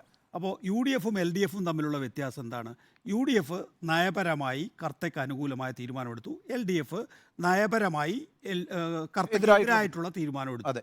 2000 ഇപ്പം ഉണ്ണി സിംഗിൾ ബെഞ്ചിൻ്റെ ഉത്തരവ് പറഞ്ഞു, ഡിവിഷൻ ബെഞ്ചിൻ്റെ ഉത്തരവ് പറഞ്ഞു, സുപ്രീം കോടതിയുടെ ഉത്തരവ് പറഞ്ഞു. സിംഗിൾ ബെഞ്ച് കഴിഞ്ഞതിന് ശേഷം ഡിവിഷൻ ബെഞ്ചിലേക്ക് അപ്പീൽ പോയി, ഡിവിഷൻ ബെഞ്ചിലേക്ക് അപ്പീലിന് ശേഷം സുപ്രീം കോടതിയിൽ. വളരെ സുഗമമായി നടന്ന കാര്യമല്ല. അതുകൊട്ടെ, അത് ഞാൻ കൺസീഡ് ചെയ്യാം, അത് ഞാൻ വിട്ടുകളയാം. അല്ല, അത് സത്യമല്ലേ? അങ്ങനെയല്ലേ പോയത്? അല്ല എന്ന് വെച്ചാൽ വളരെ സുഗമമായി പോയതല്ല. അത് ആ കാലഘട്ടത്തിലുള്ള രാഷ്ട്രീയ സമ്മർദ്ദത്തിന്റെ അടിസ്ഥാനത്തിൽ സിംഗിൾ ബെഞ്ചിൽ നിന്ന് ഡിവിഷൻ ബെഞ്ചിലേക്കും, ഡിവിഷൻ ബെഞ്ചിൽ നിന്ന് വലിയ സമ്മർദ്ദത്തിന്റെ അടിസ്ഥാനത്തിൽ സുപ്രീം കോടതിയിലേക്കും പോയതാണ്. 2016 ഒരു കാര്യം ശരിയാ, ചോദ്യം പറയാം. 2004 ഈ പറയുന്ന 4 പാട്ടം കരാറ് കൊടുത്തു എന്ന് പറഞ്ഞത് ശരിയാണ്. അത് UDF ഗവൺമെൻറ് കൊടുത്തു എന്ന് പറയുന്നതും ശരിയാണ്, എനിക്ക് നിഷേധിക്കാൻ കഴിയില്ലല്ലോ. അങ്ങനെ ചെയ്ത ഒരു ഗവൺമെൻറ് ആരാണ് ആ തെറ്റ് തിരുത്തിയത്? അത് ആ ഗവൺമെന്റ് തന്നെയാണ് തെറ്റ് തിരുത്തിയത്. അതെങ്ങനെയാണ്? 10 ദിവസത്തിനുള്ളിൽ അത് നിർത്തി. എന്തുകൊണ്ട് നിർത്തി? അത് പ്രക്ഷോഭം രാഷ്ട്രീയ നിലപാടല്ല, നടന്ന കാര്യമാവോ? അതെങ്ങനെയാണ്? ആ കാലഘട്ടത്തിലെ UDFിനെതിരായ പ്രക്ഷോഭം ഉയർന്നു വരികയാണ്. ആ തെറ്റിദ്ധാരണയും വേണ്ട. ഞാൻ എന്റെ തുടക്കത്തിൽ തന്നെ പറഞ്ഞു, ഞാൻ ഇതിന്റെ തുടക്കത്തിൽ തന്നെ പറഞ്ഞു, ഒരു തെറ്റിദ്ധാരണയും വേണ്ട. 2004 UDF സർക്കാർ ചോദ്യം ചോദിച്ചോളൂ. അതിനകത്തൊരു പ്രശ്നം അതല്ല, അതിന്റെ ആദ്യത്തെ ഘട്ടത്തിലുള്ള കാര്യമാണ്. അതായത് നമ്മളെല്ലാം കൂടി മറുപടി പറയാൻ എനിക്ക് ഓർമ്മയുണ്ടാവില്ല. ഞാൻ ഒരിക്കലും UDF എടുത്ത ആ തീരുമാനം നയപരമായി ശരിയായിരുന്നു എന്ന് പറയുന്നില്ല. അവിടെ ഉണ്ടല്ലോ, അതൊരു പ്രശ്നമല്ലേ? നിങ്ങൾ ഈ UDF എടുത്ത ആ തീരുമാനത്തെ ന്യായീകരിച്ചുകൊണ്ട് ഉണ്ണി അങ്ങ് സംസാരിച്ചു കളഞ്ഞു എന്ന് പറഞ്ഞു വെക്കണ്ട. കാരണം 2004 എടുത്ത തീരുമാനത്തിനെതിരാണ് ഞാൻ. ആ തീരുമാനവുമായി ബന്ധപ്പെട്ട് കേരളത്തില് ഒരു വലിയ പ്രക്ഷോഭം ഉണ്ടാകുകയും 10 ദിവസത്തിന് ശേഷം നിർത്തിവെക്കുകയും ചെയ്തു.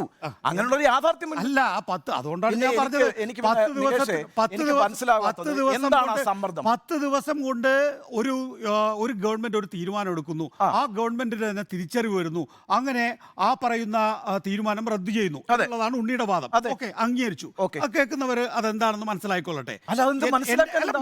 പോട്ടെന്ന് വിട്ടുകളഞ്ഞു. ഞാൻ അതിനെ കുറിച്ച് പറയാതിരിക്കുന്നു, മറുപടി പറയുന്ന ഒരു നാൾ വഴിയുണ്ട്. Single bench, division bench, supreme കോടതി. സുപ്രീം കോടതിയുടെ വിധിയാണല്ലോ law of the land. Supreme കോടതിയുടെ വിധി വരുമ്പോ ഈ പറയുന്ന നയപരമായ തീരുമാനമെടുത്ത UDF സർക്കാർ, നയപരമായി ഇത് വേണ്ട എന്ന് തീരുമാനിച്ച LDF സർക്കാർ, ആദ്യം അത് VS അച്യുതാനന്ദൻ സർക്കാരാണ്, പിണറായി വിജയൻ സർക്കാരാണ് 2016 വരുന്നത്. ഈ പിണറായി വിജയൻ സർക്കാരിന് സുപ്രീം കോടതി വിധി അങ്ങ് നടപ്പാക്കിയാ പോരെ? കാരണം നടപ്പാക്കാൻ ബാധ്യസ്ഥനാണല്ലോ. അപ്പോൾ 2016 അങ്ങനെ സുപ്രീം കോടതിയുടെ തീരുമാനം അതായത് ഈ കർത്തയ്ക്കെതിരെ അനുകൂലമായ കർത്തയ്ക്ക് അനുകൂലമായിട്ടുള്ള തീരുമാനം അതെ. അതങ്ങ് നടപ്പാക്കിയാ പോരെ? അതെ. ഈ പറയുന്നതാണ് ശരിയെങ്കിൽ അല്ല. എന്തേ നടപ്പാക്കാതെ? അതിനകത്ത് ഇങ്ങനെ ഒരു കോൺഫ്ലിക്റ്റ് കൂടിയുണ്ട്. നിങ്ങൾക്ക് അതായത് രണ്ട് കാര്യങ്ങളുണ്ട്. ഒന്ന്, എന്താണ് VS അച്യുതാനന്ദൻ സർക്കാരിന്റെ നയം? പൊതുമേഖലയിൽ, അതുകൊണ്ടാണ് ഞാൻ പറഞ്ഞത്, പൊതുമേഖലയിൽ മാത്രമേ ഖനനം അനുവദിക്കൂ എന്ന് പ്രഖ്യാപിച്ച സർക്കാരാണ് LDF സർക്കാർ. VS അച്യുതാനന്ദൻ സർക്കാർ അതിന്റെ വ്യവസായ നയത്തിൽ അങ്ങനെയാണ് 6 മുതൽ 11 വരെ പോകുന്നത്. അതിനുശേഷം വന്നിട്ട് എന്നാൽ പിന്നെ സുപ്രീം കോടതി വിധി ഇതാണ്, ഇതങ്ങ് നടപ്പാക്കി കളയാം. ഈ ജനകീയ പ്രക്ഷോഭം അതിശക്തമായി നിന്നു. ഒന്ന്. രണ്ട്, അതുകൂടാതെ ഈ പറയുന്ന മൈനിങ് ആൻഡ് ജിയോളജി വകുപ്പും ലോ ഡിപ്പാർട്ട്മെന്റും എന്തുകൊണ്ടാണ് ഇത് ക്ലോസ് ചെയ്യണം എന്ന് പറഞ്ഞത്? എന്തുകൊണ്ടാണ് ഇത് ക്ലോസ് ചെയ്യണം എന്ന് പറഞ്ഞത്?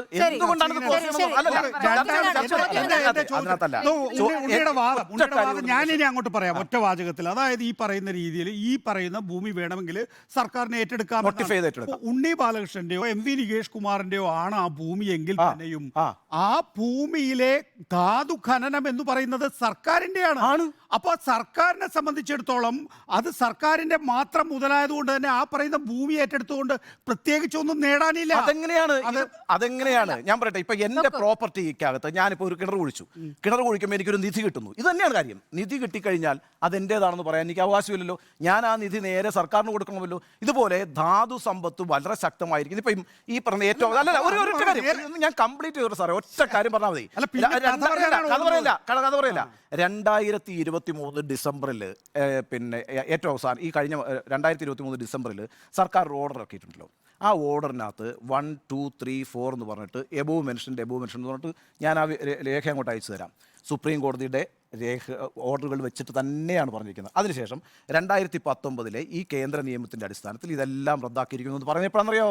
2023. ഞാൻ ഈ 2016 ഇത് നടപ്പാക്കാമായിരുന്നില്ലേ എന്ന ചോദ്യം. ശരി, 2019 ഇത് തിരിച്ചും ചെയ്യാമായിരുന്നല്ലോ. 2019 ഇത് ക്ലോസ് ചെയ്തൂടെ? കേന്ദ്ര നിയമമല്ലേ വന്നിരിക്കുന്നത്. ഇനി ഒന്ന് കേക്ക്. അതായത് നമുക്ക് ആ മണ്ണിൽ മണ്ണപ്പൻ ചുട്ട് കളിക്കാം, അതിനപ്പുറത്തേക്ക് നമുക്ക് ധാതു മണൽ എടുക്കാൻ കഴിയില്ല എന്ന് വളരെ വ്യക്തമായി നമ്മുടെ നിയമവ്യവസ്ഥയിൽ എഴുതി വെച്ചിട്ടുള്ളത് കൊണ്ട് തന്നെ പിണറായി വിജയൻ സർക്കാരിനെ സംബന്ധിച്ചിടത്തോളം എന്തുകൊണ്ട് സുപ്രീം കോടതി വിധിയുടെ അടിസ്ഥാനത്തിൽ ഈ പറയുന്നത് റീനോട്ടിഫൈ ചെയ്തുകൂടാ എന്നുള്ള ചോദ്യത്തിൽ സ്വാഭാവികമായിട്ടും ചെയ്യാം എന്ന് പറഞ്ഞതുകൊണ്ട് ചെയ്തില്ല എന്നുള്ള ചോദ്യം അവിടെ അവശേഷിക്കുന്നുണ്ടെങ്കിലും മണൽ ഖനനവുമായി ബന്ധപ്പെട്ട് കരിമണൽ ഖനനവുമായി ബന്ധപ്പെട്ട് അത് ഒട്ടും പ്രസക്തമല്ല. കാരണം അവിടുത്തെ കരിമണൽ ഈ ഭൂമി നോട്ടിഫൈ ചെയ്തെടുത്താലും ഇല്ലെങ്കിലും ആ ഭൂമിയിലെ കരിമണൽ എന്ന് പറയുന്നത് സർക്കാരിന്റെ സ്വത്താണ്. 2004 ഇതിപ്പോ സർക്കാർ 2004 NOC ആണ് ഉണ്ണി. അതെ, അത് ഈ പറയുന്ന മണ്ണ് ഖനനം ചെയ്ത് അവർക്ക് ആവശ്യമായിട്ടുള്ള ധാതു ലവണങ്ങൾ എടുക്കാനുള്ള NOC ആണ് 2004 നൽകിയിട്ടുള്ളത്. ഈ ഭൂമി ആരുടേതായാലും ശശിധരൻ കർത്തയുടേതാണെങ്കിൽ തന്നെയും ശശിധരൻ കർത്തയ്ക്ക് ഈ ഭൂമിയിൽ ഒന്നും ചെയ്യാൻ കഴിയില്ല, ഖനനം ചെയ്യാൻ കഴിയില്ല. അതുകൊണ്ടാണ് ഞാൻ പറഞ്ഞത് 2016 പിണറായി വിജയൻ സർക്കാരിനെ സംബന്ധിച്ചിടത്തോളം സ്വാഭാവികമായും സുപ്രീം കോടതി വിധിയുടെ അടിസ്ഥാനത്തിൽ അവിടെ നേരത്തെ 2004 നൽകിയിട്ടുള്ള NOC തിരികെ നൽകണമായിരുന്നു. എന്തുകൊണ്ടാണ്? കാരണം അത് സുപ്രീം കോടതി ഉത്തരവാണ് എന്നുള്ളത് കൊണ്ട്. അപ്പോൾ രണ്ട് നയങ്ങളാണ് നമ്മുടെ മുന്നിലുള്ളത്. ഒന്ന് 2004 UDF സർക്കാർ എടുത്ത നയം, പിന്നീട് 2006-2011 കാലഘട്ടത്തിൽ VS അച്യുതാനന്ദൻ എടുത്ത സമീപനം, പിന്നീട് ടെൻഷനാവല്ലേ, അതിനിൽ അഡീഷണൽ ആയിട്ട് പിണറായി വിജയൻ എടുത്തിട്ടുള്ള സമീപനം. ഇതാണ് നമ്മുടെ സ്മൃതി. അവിടെ ഒരു അരമണിക്കൂർ നേരം വളരെ നിൽക്കുന്ന കേട്ടല്ലോ.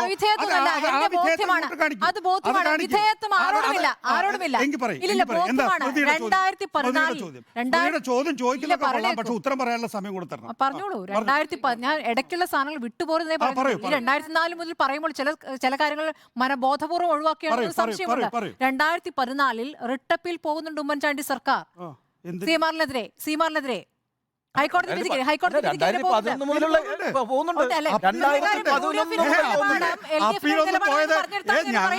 സ്മൃതി, നമ്മളാരും തന്നെയും നമ്മളൊന്നും ഈ കാലഘട്ടത്തിൽ കാഴ്ചക്കാരായി നിന്നവരല്ല, നമ്മൾ കൃത്യമായി വാർത്തയിൽ ഇടപെട്ട് നിന്നവരാണ്.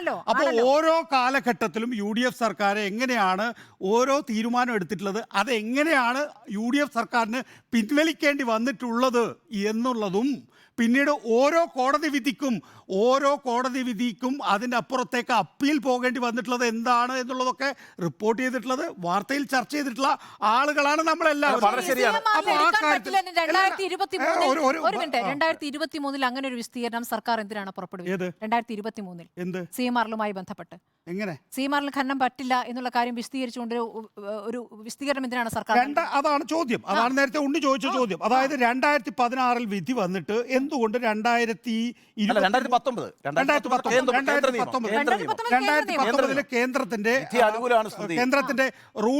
കേന്ദ്രത്തിന്റെ റൂൾസ് വന്നതിന് ശേഷം എന്തുകൊണ്ടാണ് 2023 വരെ കാത്തിരുന്നതെന്നല്ലേ? ആ കാത്തിരുന്ന കാലഘട്ടത്തിൽ സ്മൃതി, അതാണ് ഞാൻ കഴിഞ്ഞ ദിവസം ഞാൻ മിനിഞ്ഞാന്ന് ആ ചർച്ചയിൽ പങ്കെടുത്തത്. അന്നേരം ഉണ്ണി ഉണ്ടായിരുന്നില്ല. അന്നേരം അതിനകത്ത് എന്താ, ഒരു തരി മണൽ പോലും ഖനനം ചെയ്യാൻ അന്ന് CMRL എന്ന് പറയുന്ന കമ്പനിക്ക് അധികാരമില്ല. അവര് നിന്ന നിൽപ്പിൽ നോക്കിയിരിക്കുകയാണ്. ഇപ്പോൾ ആ ഘട്ടത്തിൽ പ്രതിപക്ഷ വാദം എന്താണ്, അല്ലെങ്കിൽ അതിനെതിരായിട്ടുള്ളൊരു വാദം എന്താണ്? ആ വാദം ഇങ്ങനെയാണ്.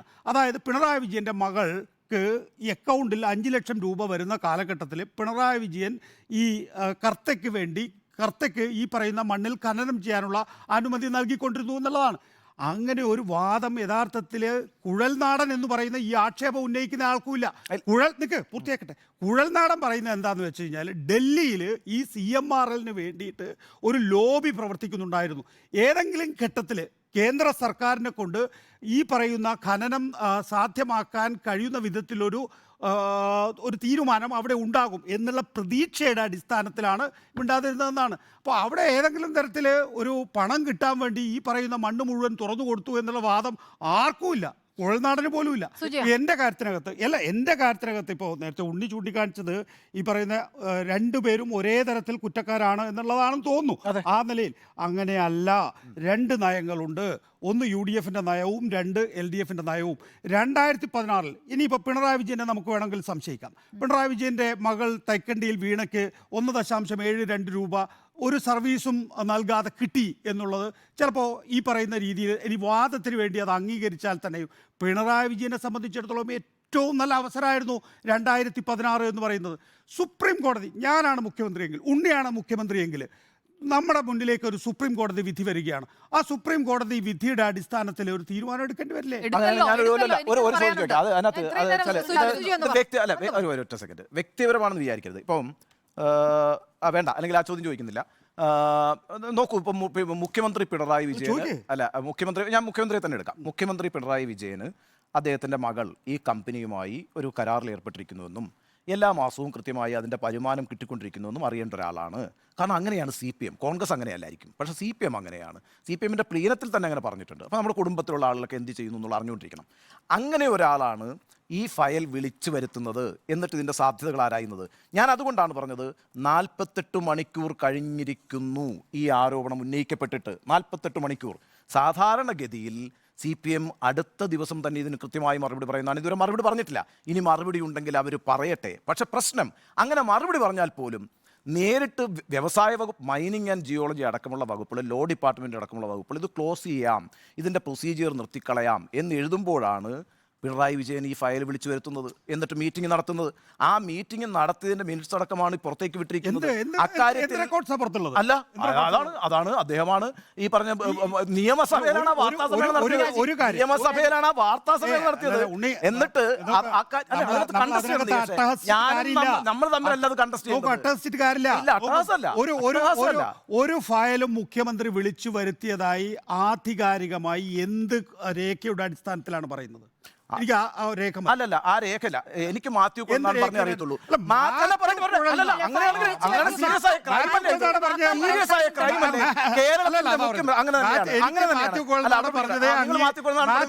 ഇപ്പൊ ഉണ്ണി പറഞ്ഞ എന്താ, എനിക്ക് മാത്യു കോൾനാടൻ പറഞ്ഞതേ അറിയുള്ളൂ, പിന്നെ ഉടനെ ബഹളം ഉണ്ടാക്കുക. അങ്ങനെയല്ല കാര്യങ്ങൾ കൈകാര്യം ചെയ്യേണ്ടത്.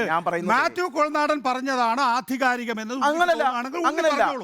എന്നെ സംബന്ധിച്ചിടത്തോളം മുഖ്യമന്ത്രി ഫയൽ വിളിച്ചു വിളിച്ചു വരുത്തി എന്നത് സംബന്ധിച്ച് എന്ത് രേഖയാണ് ആ രേഖ അല്ല എന്റെ പക്കലില്ല. ആ രേഖ അങ്ങനെ ആ ഒരു രേഖ- ഫയൽ അല്ലല്ല, വിളിച്ചു അങ്ങനല്ല, വരുത്തിയിട്ടില്ലെന്ന്. അല്ലെന്നേ ഞാൻ പറയട്ടെ. അത് നിങ്ങൾ അങ്ങനെ ഉണ്ടെങ്കിൽ വിളിച്ചു രേഖ ഉണ്ടാവില്ലേ? അല്ലല്ല വിളിച്ചു ഉണ്ടെങ്കിൽ രേഖ വരുത്തിയിട്ടില്ല. ഉണ്ടാവില്ലേ? അല്ലല്ല ഞാൻ ഇത് പറയട്ടെ. സർക്കാരിന്റെ എന്റെ പൊന്നു സുഹൃത്തേ, അല്ല നിങ്ങൾ മീറ്റിംഗ് പറഞ്ഞു കഴിഞ്ഞല്ലോ. നിങ്ങൾ പറഞ്ഞു കഴിഞ്ഞല്ലോ. മാത്യു കുഴൽനാടനെ പോലെ ഒരു ജനപ്രതിനിധി നിയമസഭയിൽ വെച്ചൊരു വാർത്താ സമ്മേളനം നടത്തിയിട്ട് പറയുകയാണ് കേരളത്തിന്റെ മുഖ്യമന്ത്രി ഈ ഫയൽ വിളിച്ചു വരുത്തി. ആ ഫയൽ വിളിച്ചു വരുത്തിയ യോഗത്തിൽ പങ്കെടുത്ത ഇന്ന ആളുകളാണ്. എന്നിട്ട് ആ യോഗം ക്ലോസ് ചെയ്യപ്പെടുന്നത് എന്തെങ്കിലും ഇക്കാര്യത്തിൽ ഒരു തീരുമാനം എടുക്കാൻ നീട്ടിവെച്ചുകൊണ്ട് ഫയൽ അവിടെ മാറ്റിവെക്കുകയാണ്.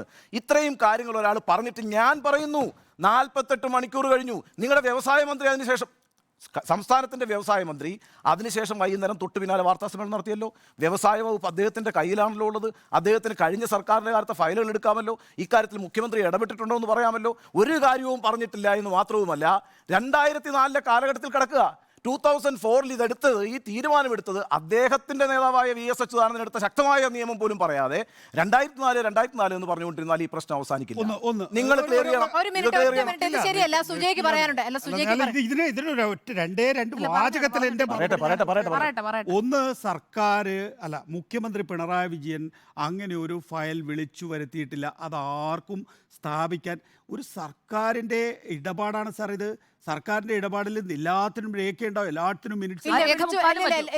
ഓക്കെ, നിങ്ങളുടെ കയ്യിൽ ഉണ്ടെങ്കിൽ ഞാൻ ആ സമയത്ത് അത് കൺസിഡർ നിലവിലെ ഇപ്പം ഈ പറയുന്ന കുഴൽനാടൻ എന്ന് പറയുന്ന അഴിമതി വിരുദ്ധൻ, ആ അഴിമതി വിരുദ്ധന് പോലും അക്കാര്യത്തിൽ ഒരു സ്ഥിരീകരണവുമില്ല.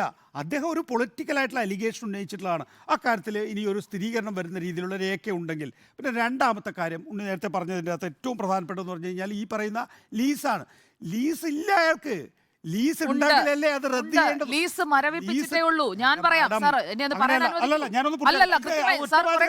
ഒറ്റവാചകത്തില് ഇത്രയേ ഉള്ളൂ കാര്യം. അതായത് ലീസ് ഇപ്പോൾ സുപ്രീം കോടതി വിധിയുടെ അടിസ്ഥാനത്തിൽ അയാളുടെ കയ്യിൽ ലീസ് ഉണ്ടായിരുന്നുവെങ്കിൽ ഈ പറയുന്ന കോടതി നടപടികളുടെ അടിസ്ഥാനത്തിൽ മാത്രമാണ് അയാളുടെ ലീസ് നഷ്ടപ്പെട്ടിട്ടുള്ളത് എങ്കിൽ അയാളുടെ ശരിയാണ് നിങ്ങൾ പറയുന്നത് പോലെ ലീസ് എഗ്രിമെന്റ് റദ്ദ് ചെയ്യേണ്ടതായിരുന്നു. പക്ഷെ അയാളുടെ കയ്യിൽ ലീസ് എഗ്രിമെന്റ് ഇല്ല എന്നുള്ളത് കൊണ്ട് തന്നെ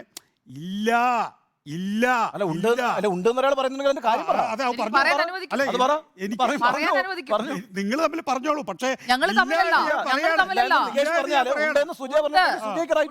അതായത് ജനങ്ങളുടെ താല്പര്യം, ഉണ്ണി സാർ പറഞ്ഞ പോയിന്റ് തന്നെയാണ് കറക്റ്റ്. ജനങ്ങളുടെ താല്പര്യങ്ങൾക്ക് എതിരായതിനാൽ UDF സർക്കാർ കൊടുത്ത ലീസ് നടപടി 10 ദിവസത്തിനകം റദ്ദാക്കുകയല്ല, മരവിപ്പിക്കുകയാണ് ചെയ്തത്. ആ ലീസ് അവിടെ ഉണ്ട്, ആ പാട്ടക്കരാർ അവിടെയുണ്ട്.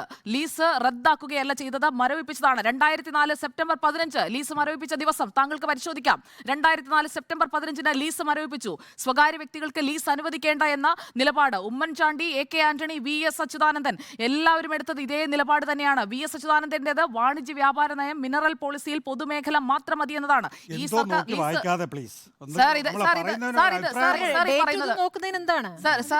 ഈ പറയുന്നത് വളരെ മോശമാണ്. അങ്ങനെയല്ല, അങ്ങയിൽ നിന്ന് പ്രതീക്ഷിക്കുന്നത് അങ്ങനെയല്ല. ഞാൻ തുടരുകയാണ്. ഹൈക്കോടതി സിംഗിൾ ബെഞ്ച്, ഡിവിഷൻ ബെഞ്ച് ഹർത്തയ്ക്ക് അനുകൂലമായി വന്ന വിധി ലീസ് മരവിപ്പിച്ചതിനെതിരെയാണ് ശശിധരൻ കർത്ത കോടതിയെ സമീപിച്ചത്. അല്ലാതെ ലീസ് റദ്ദാക്കിയതിനെതിരെയല്ല, മരവിപ്പിച്ചതിനെതിരെ പോകുന്നു. എന്നിട്ട് സുപ്രീം കോടതിയിൽ നിന്ന് കൃത്യമായി 2016 April 8 chief justice TS Thakur, Gopala Gowda, justice Bhanumathi എന്നിവരുൾപ്പെട്ട ബെഞ്ചിൽ നിന്ന് കിട്ടിയ വിധി കൂട്ടിച്ചേർത്തുകൊണ്ടാണ് 2018 പിണറായി വിജയന്റെ വ്യവസായ നയം, അതിൽ സ്വകാര്യ കമ്പനികൾക്ക് കരിമണൽ ഖനനം നടത്താം, ഏതൊക്കെ മേഖലകളിൽ ഖനനം നടത്താൻ അനുവദിക്കാമെന്ന് സർക്കാരിന് തീരുമാനിക്കാം, അതുകൂടി കൂട്ടിച്ചേർത്തുകൊണ്ടാണ് 2016 സർക്കാർ എന്തുകൊണ്ട് ഹൈക്കോടതി വിധിക്ക് അനുകൂലമായ നിലപാടെടുത്തെങ്കിലും എന്തുകൊണ്ടാണ് ഈ ഖനനം ചെയ്യാൻ കഴിയാത്ത രീതിയിൽ ഒരു നോട്ടിഫിക്കേഷൻ കൊണ്ടുവരാതിരുന്നത് എന്ന ഉണ്ണിസാർ പിണറായി വിജയൻ ഗവൺമെന്റ് 2023 ഡിസംബറിൽ ഇറക്കിയ, അതായത് 2 മാസം മുമ്പ് ഇറക്കിയ ഓർഡിനകത്ത് പറയുന്നു, as per the government order read as first paper above 4 mining leases were granted after obtaining prior approval from the Ministry of Mines, Government of India. But the government stopped the operation of above mining activities as per government order read second above. അതായത് 4 agreement ഉണ്ടായിരുന്നു, അത് കഴിഞ്ഞ് സർക്കാർ അത് നിർത്തലാക്കി. ഇത് ഗവൺമെന്റിന്റെയാണ്, lease ഇല്ല എന്ന് പറയാൻ കഴിയില്ല. ലീസ് ഉണ്ടായിരുന്നത് സർ, റദ്ദ് പാട്ടക്കരാർ ചെയ്തു ഉണ്ണി. ഉണ്ടായിരുന്നു. അത് ആ ഇപ്പോഴാണ് പറഞ്ഞ ഉണ്ണി റദ്ദാക്കിയത്. വായിച്ചതിൽ തന്നെ അതുണ്ട്. 2023 റദ്ദാക്കിയത്. ലീസ് ഉള്ളത് റദ്ദ് ചെയ്ത് കഴിഞ്ഞിരിക്കുന്നു. ആ ലീസിൽ റദ്ദ് ചെയ്ത് കഴിഞ്ഞതുകൊണ്ട് ഇനിയിപ്പോൾ സുപ്രീം കോടതി വിധിയുടെ അടിസ്ഥാനത്തിൽ എന്താ ചെയ്യാനുണ്ടായിരുന്നതെന്നറിയോ? അന്നത്തെ സർക്കാരിന്, പിണറായി വിജയൻ പോട്ടെ, അന്നത്തെ സർക്കാരിന് ഒരു പുതിയ NOC കൊടുക്കുക, പുതിയൊരു ലീസ് എഗ്രിമെന്റ് കൊടുക്കുക എന്നുള്ളതാണ്. അത് കൊടുത്തിട്ടില്ല. അപ്പൊ പിന്നെ ഉണ്ടെങ്കിലല്ലേ അല്ല, ടെർമിനേറ്റ് ചെയ്യാൻ വ്യവസായ വകുപ്പ് തീരുമാനിച്ചു. അവിടെയാണ് ഉണ്ണി സാർ പറഞ്ഞ ആ ഡേറ്റ് വരുന്നത്. ആ ഡേറ്റിലേക്ക് നമുക്ക് വരാം സാർ. 2019 മുഖ്യമന്ത്രി ഫയൽ പരിശോധിച്ചത്. പരിശോധിച്ചില്ല എന്നുണ്ടെങ്കിൽ മുഖ്യമന്ത്രി പറയട്ടെ. CMRL നൽകിയ നിവേദനത്തിൽ 2019 മുഖ്യമന്ത്രി ഈ ഫയൽ വിളിച്ചു വരുത്തി പരിശോധിച്ചിട്ടില്ലെങ്കിൽ അത് പറയേണ്ടത് മുഖ്യമന്ത്രിയാണ്. നമ്മൾ ആരുമല്ല. ആരോപണം ഉയർത്തിയത് ഒരു പ്രതിപക്ഷത്തെ ഒരു നേതാവ് മുഖ്യമന്ത്രിക്കെതിരെയാണ്. മുഖ്യമന്ത്രി ഈ ഫയൽ വിളിച്ചു വരുത്തി എന്നുള്ളത്. അതിൽ മുഖ്യമന്ത്രി ഇതുവരെ പ്രതികരിച്ചിട്ടില്ല. പിന്നെ സഭയിൽ ഇക്കാര്യങ്ങൾ ചോദിക്കാൻ അനുവദിക്കുന്നില്ല. അതൊക്കെ നമ്മൾ കണ്ടതാണ് കൃത്യമായി. 2004 നൽകിയതും നടപ്പാക്കാത്തതുമായ ആ ലീസ് അവിടെയുണ്ട്. അത് ടെർമിനേറ്റ് ചെയ്യാൻ വ്യവസായ വകുപ്പ് തീരുമാനിച്ചപ്പോൾ ആ ഫയൽ മുഖ്യമന്ത്രി വിളിച്ചു വരുത്തിയിട്ടുണ്ടോ ഇല്ലയോ എന്ന് പറയേണ്ടത് മുഖ്യമന്ത്രിയാണ്, സാറോ ഞാനോ അല്ല. ആയിക്കോട്ടെ. സ്മൃതി പറഞ്ഞ ഒരു കാര്യം, അതായത് ഇതൊരു മണ്ടൻ തീരുമാനമാണ്. എന്താണ് കോടതിയിൽ പോകാനുള്ളത്? മണ്ടൻ തീരുമാനമാണ്. നോക്കൂ, ഇന്നത്തെ കാലഘട്ടത്തിൽ ചെന്ന് കയറി കൊടുക്കാൻ കഴിയില്ല ഒരു കേസിലും. അതുകൊണ്ടാണ് ഈ തോമസ് ഐസക്ക് ഇപ്പോൾ അദ്ദേഹത്തിൻ്റെ ഒരു കേസിൽ, എന്താ പറയുക, കിഫ്ബി കേസിൽ തോമസ് ഐസക് ഹൈക്കോടതി പോയിരിക്കുന്നത്. എന്താണ് നിങ്ങളുടെ കേസ് എന്നറിയണം എന്നുള്ള. ഇതുമായിട്ട് നമുക്ക് ചേർത്ത് വായിക്കാൻ കഴിയുന്ന എന്താണ്? അരവിന്ദ് കെജ്രിവാളിൻ്റെ വിഷയമാണ്. അരവിന്ദ് കെജ്രിവാൾ എന്താണ് കഴിഞ്ഞ ദിവസം കേരളത്തിൻ്റെ വേദിയിൽ വന്ന് പ്രസംഗിച്ചത്? ഇപ്പോൾ സാധാരണഗതിയിൽ ഒരു കേസ് ഉണ്ടായാൽ അക്കാര്യത്തിൽ വിചാരണ നടന്ന് പിന്നീട് ശിക്ഷാവിധി പ്രഖ്യാപിക്കും. എന്നിട്ടാണ് ജയിൽ വേണോ മോചനം വേണോ എന്നുള്ള കാര്യത്തിൽ തീരുമാനം. ഇപ്പോഴത്തെ കാര്യം എന്താണ്? ഒരാളെ തീരുമാനിക്കുന്നു. ഉണ്ണി ബാലകൃഷ്ണൻ ഞാൻ തീരുമാനിക്കുന്നു, പിടിച്ച് ജയിലിടുന്നു. ജയിലിലിട്ട് കഴിഞ്ഞതിന് ശേഷമാണ് കേസ് ഉണ്ടാക്കുന്നത്. കേസ് ഉണ്ടാക്കി കഴിഞ്ഞതിന് ശേഷമാണ് ഇയാളെ എപ്പോൾ പുറത്തേക്ക് എടുക്കണം എന്ന് ഞാൻ തീരുമാനിക്കുന്നത്. എന്തിനാണ്? അതിനനുസരിച്ച് വിചാരണ നീട്ടാൻ വേണ്ടി. അപ്പോൾ അത് വളരെ കൃത്യമാണ്. ഇന്നത്തെ കാലഘട്ടത്തിൽ ഇപ്പോൾ നമുക്കെതിരെ ഒരു കേസ് വന്നു, പ്രത്യേകിച്ച് കേന്ദ്ര സർക്കാരിൽ നിന്നാണ് ആ കേസ് വരുന്നത് എന്ന് വിചാരിക്കുക. നിങ്ങൾ കോൺഗ്രസ്സുകാരായിക്കോട്ടെ, നിങ്ങൾ CPM-കാരായിക്കോട്ടെ, നിങ്ങൾ തൃണമൂൽ കോൺഗ്രസ് ആയിക്കോട്ടെ, DMK ആയിക്കോട്ടെ, ഏത് പാർട്ടി ആയിക്കോട്ടെ, പക്ഷേ ആദ്യം പറഞ്ഞ വാദം എന്താണ്? കയറി കൊടുക്കാൻ കഴിയില്ല. ഇന്ററിം സെറ്റിൽമെന്റ് ബോർഡ് വീണയെ കേട്ടില്ല എന്നാണല്ലോ. കേൾക്കാൻ വിളിക്കുമ്പോൾ കാര്യങ്ങൾ കൊടുക്കാതിരിക്കുമ്പോഴാണല്ലോ ROC ഇതിൽ കൂടുതൽ അന്വേഷണം വേണം, രേഖകൾ തന്നിട്ടില്ല എന്ന് പറയുന്നത്. ബോർഡ് കേട്ടില്ല എന്നുള്ളതാണ്. ഇപ്പൊ നിങ്ങൾ അന്വേഷിക്കുന്ന SFIO ആണ്. ഇന്ററിം സെറ്റിൽമെന്റ് ബോർഡ് സ്വാഭാവികമായിട്ടും ഇന്ററിം സെറ്റിൽമെന്റ് ബോർഡിനെ സംബന്ധിച്ചിടത്തോളം അവരൊരു നിഗമനത്തിലെത്തി. ആ നിഗമനം എന്ന് പറയുന്നത് അവർ പറയുന്ന ലാസ്റ്റ് വേർഡ് ആണെന്നാണ്. അങ്ങനെ ഒരു ലാസ്റ്റ് വേർഡ് ആയിട്ടുള്ള ഒരു നിഗമനത്തിൽ എത്തുമ്പോൾ നിങ്ങൾക്ക് എന്താ പറയാനുള്ളത് എന്ന് ചോദിക്കണമായിരുന്നു. അതാണ് സ്വാഭാവിക നീതി എന്നാണ് ഇതും കൂടെ അങ്ങോട്ട്. ഇത് വേറൊരു ഏജൻസിയാണ്. ഇത് നമ്മൾ വളരെ എളുപ്പത്തിൽ 126 വളരെ എളുപ്പത്തിൽ പറയുകയാണ് നമ്മൾ ഒരു വകുപ്പ് മാറിയത്. അങ്ങനെയല്ല. ഇത് 210ഉം 212ഉം 212 രണ്ട് ഡിജിറ്റിന്റെ വ്യത്യാസമല്ല. ROCയുടെ കണ്ടെത്തലിന്റെ അടിസ്ഥാനത്തിലാണ് അടുത്ത ഏജൻസി വരുന്നത്. എന്ത് ROC കണ്ടെത്തി? രേഖകൾ കൊടുത്തിട്ടില്ല, വ്യാജരേഖകളാണെന്ന് ROC പറയുന്നു. എന്ത് വ്യാജരേഖ? പറയട്ടെ സാർ. ഒരു കമ്പനി കേസ്, നിങ്ങളൊക്കെ കമ്പനി കേസ് എടുത്തിട്ടുണ്ട്, ഞാൻ നടത്തിയിട്ടുണ്ട്. ഒരു കമ്പനി കേസിൽ വ്യാജരേഖ കൊടുത്താൽ പിന്നെ അവിടെ നിൽക്കാൻ പറ്റുമോ? സാർ, ഏജൻസി കൊടുത്തത് കൂടി പരിഗണിച്ചുകൊണ്ടാണ്, SFIO കൊടുത്തത് കൂടി പരിഗണിച്ചുകൊണ്ടാണ്. ഏത് വ്യാജരേഖ സ്മൃതി ഒന്ന് പറ. അല്ല, ROC പറഞ്ഞതാണ് വ്യാജരേഖകളാണ് സമർപ്പിച്ചത്.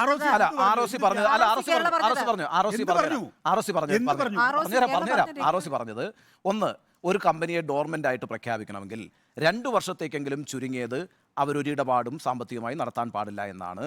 അവിടെ 2022 വീണ വിജയൻ പിന്നെ ഡോർമെന്റ് പ്രഖ്യാപിക്കാൻ പോകുമ്പോൾ 2021 ഇടപാട് നടത്തിയിരിക്കുന്നു. അത് മറച്ചു വെച്ചിരിക്കുന്നു. അത് വ്യാജരേഖയാണ്. എന്ന് മാത്രമല്ല, ഈ വ്യാജരേഖ ചമച്ചതിന് ഇയാളുടെ എന്താ പറയാ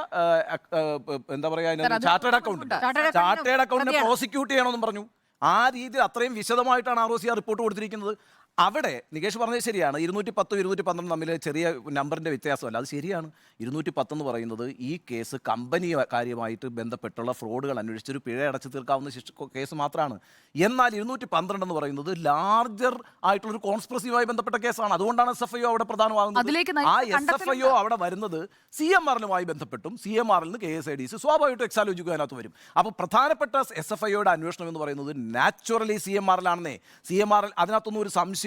പക്ഷേ ആ അന്വേഷണത്തിന്റെ വഴിയിൽ ഇതെല്ലാം ഉൾപ്പെടും. SFIയുടെ അന്വേഷണം ന്യായീകരിക്കപ്പെടും. SFIO കൊടുത്ത, അതായത് ഇപ്പോൾ ഇന്ന് ഹർജി തള്ളിക്കൊണ്ട് കോടതി തീരുമാനമെടുക്കുന്നതിലേക്ക് നയിച്ചത് SFIയുടെ എതിർ സത്യവാങ്മൂലവും അവരുടെ വാദങ്ങളും കൂടിയാണ്. നാളെ ഇതിന്റെ വിശദമായ വിവരങ്ങൾ കോടതിയിൽ നിന്ന് തന്നെ പുറത്തു വരികയും ചെയ്യും. അതിൽ SFIO പറഞ്ഞിരിക്കുന്ന പ്രധാനപ്പെട്ട കാര്യം 2020 നവംബർ മാസം 12-ാം തീയതിയാണ് ആദ്യ പരാതി കിട്ടുന്നത്. ഇല്ലീഗൽ ട്രാൻസാക്ഷൻസ്, വീണ വിജയന്റെ എക്സാലോജി കമ്പനിക്കെതിരെ ഇല്ലീഗൽ ട്രാൻസാക്ഷൻ പരാതി കിട്ടുന്ന 2020 നവംബർ മാസം 12-ാം തീയതി. ഡോർമെന്റ് സ്റ്റാറ്റസിലേക്ക് പോകുന്നത് 2022-ലാണ്, 2 വർഷത്തിന് ശേഷമാണ്. ഈ അന്വേഷണത്തിനിടയിൽ ആദ്യത്തെ നോട്ടീസ് ഇഷ്യൂ ചെയ്യുന്നത് കമ്പനീസ് ആക്ട് 206 പ്രകാരം 2021 ജനുവരി മാസം 29-ാം തീയതിയാണ്.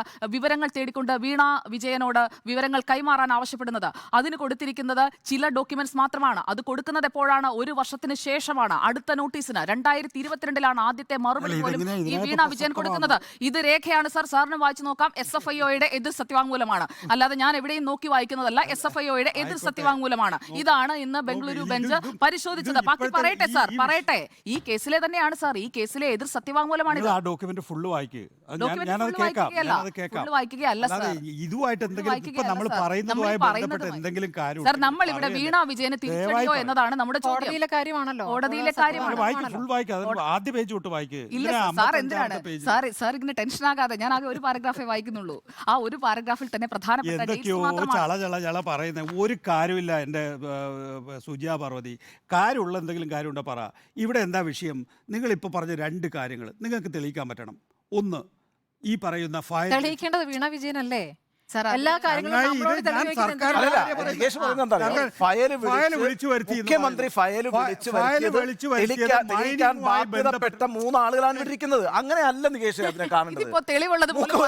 കേരളത്തിലെ വളരെ പ്രമുഖമായ ഒരു രാഷ്ട്രീയ പ്രസ്ഥാനത്തിന്റെ പ്രമുഖനായ ഒരു ജനപ്രതിനിധി നിയമസഭയിൽ വന്നിരുന്നു. എതിർ സത്യവാങ്മൂലം എന്ന് പറയുന്നത് സർക്കാരിനതങ്ങ് തീരുമാനിച്ചാൽ പോരെ? സർക്കാർ തീരുമാനിക്കാതെ സർക്കാരിനെ കൊണ്ട് എനിക്ക് തീരുമാനിപ്പിക്കാൻ പറ്റുമോ? എനിക്കത് പറയാനല്ലേ പറ്റൂ. മൈനിങ്ങുമായി ബന്ധപ്പെട്ട് മുഖ്യമന്ത്രി ആ സമയത്ത് ഒരു യോഗം വിളിച്ചു ചേർത്തിരുന്നു. അത് മാത്യു കുഴൽനാടൻ, ഉണ്ണി തന്നെ നേരത്തെ ഉദ്ധരിച്ചതുപോലെ മാത്യു കുഴൽനാടന്റെ വാദമേ എനിക്കറിയുള്ളൂ. മാത്യു കുഴൽനാടന്റെ വാദം അനുസരിച്ച് അത് ഈ പറയുന്ന CMRലുമായി ബന്ധപ്പെട്ട കേസാണ്. അതിന് രേഖയിൽ ഉണ്ണി സർക്കാരിന്റെ ഒരു ഫയൽ വിളിച്ചു വരുത്തിയാൽ അതിന് രേഖയുണ്ടാവും. അപ്പൊ നമ്മൾ അതിനെക്കുറിച്ച് പറയുമ്പോൾ നമുക്ക് അതിന്റെ കയ്യിൽ നമ്മുടെ കയ്യിൽ രേഖ വേണം.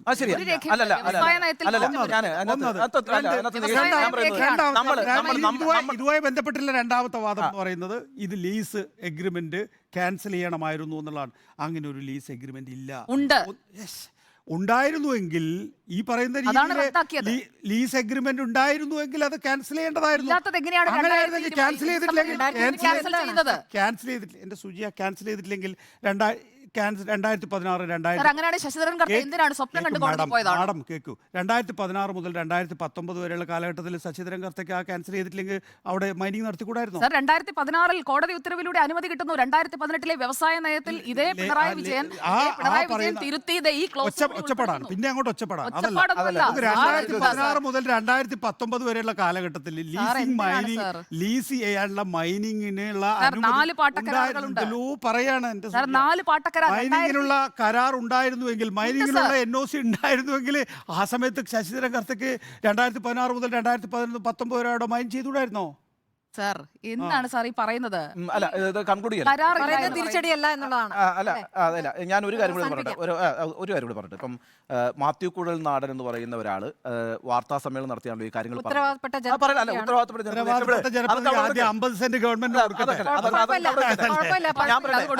നിൽക്കട്ടെ. ഞാൻ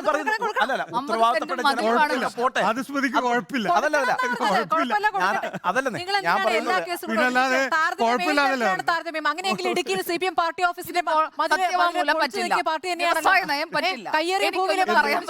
അതിനകത്ത് തീർപ്പായോ? ഇല്ലല്ലോ. അതൊരു പരാതിയാണ്, അത് കേസാണ്.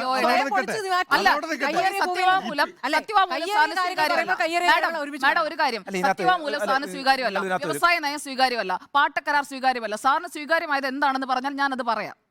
അല്ല സുഹൃത്തുക്കളെ, ആരെങ്കിലും മെസ്സേജ് ചെയ്യുന്നതാണോ? സുഹൃത്തുക്കളെ, അതായത് നമ്മളിപ്പം ഈ മാത്യു കുഴൽനാടൻ്റെ ഉത്തരവാദിത്തമൊക്കെ അവിടെ നിൽക്കട്ടെ, ജനപ്രതിനിധി എല്ലാം നിൽക്കട്ടെ. അവിടെ മാത്യു കുഴൽനാടൻ ഇത്തരത്തിലൊരു ആരോപണം ഉന്നയിക്കുന്നു. കേരളത്തിലെ എല്ലാ മാധ്യമങ്ങളും അത് തത്സമയം സംപ്രേഷണം ചെയ്യുന്നു. എന്താണ് ആ സംപ്രേഷണം ചെയ്തുകൊണ്ടിരിക്കുന്നത്? രേഖയില്ലാത്തൊരു കാര്യം പറയുന്നതാണ്. നമുക്കൊക്കെ ഉത്തരവാദിത്തമുണ്ട് കേട്ടോ. ഇങ്ങനെ രേഖയില്ലാത്തൊരുത്തിനൊരു കാര്യം വിളിച്ചു പറഞ്ഞുകൊണ്ടിരിക്കുന്നതിന് തത്സമയം ഈ ചാനൽ മാത്രമല്ല എല്ലാ ചാനലുകളും സംപ്രേഷണം ചെയ്തു. അത് പിറ്റേ ദിവസം എല്ലാ മാധ്യമങ്ങളും അച്ചടിച്ചു. എല്ലാ മാധ്യമങ്ങളും ഫ്രണ്ട് പേജിൽ അച്ചടിച്ചു.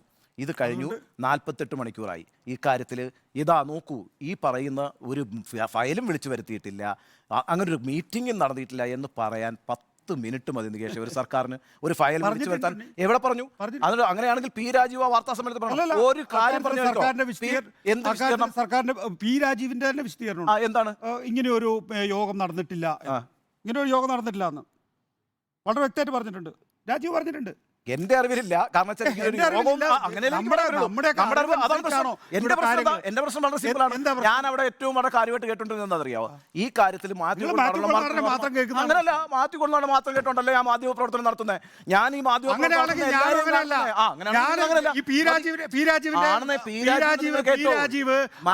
ചർച്ച നടന്നിട്ടില്ല എന്ന് ഞാൻ സ്ഥാപിച്ചു തന്നാലോ? നിങ്ങൾ സ്ഥാപിച്ചോ? നിങ്ങൾ സ്ഥാപിക്കുമ്പോൾ ഞാൻ അംഗീകരിക്കാം. നിങ്ങൾ സ്ഥാപിക്കുമ്പോൾ ഞാൻ അംഗീകരിക്കാം. തൽക്കാലം എന്റെ മുമ്പിൽ ആ കാര്യങ്ങൾ ജയിക്കാൻ വേണ്ടി വളരെ മീറ്റിംഗ് നടന്നിട്ടില്ല.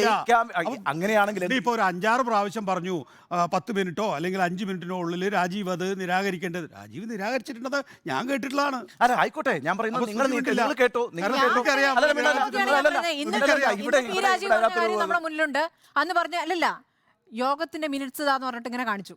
അങ്ങനെയാണോ വാർത്താ സമ്മേളനത്തിൽ കാണിച്ചത്? കാര്യമൊന്നും പറഞ്ഞിട്ടില്ല, വിശദീകരിച്ചിട്ടില്ല, മാധ്യമങ്ങൾക്ക് കൊടുത്തിട്ടില്ല.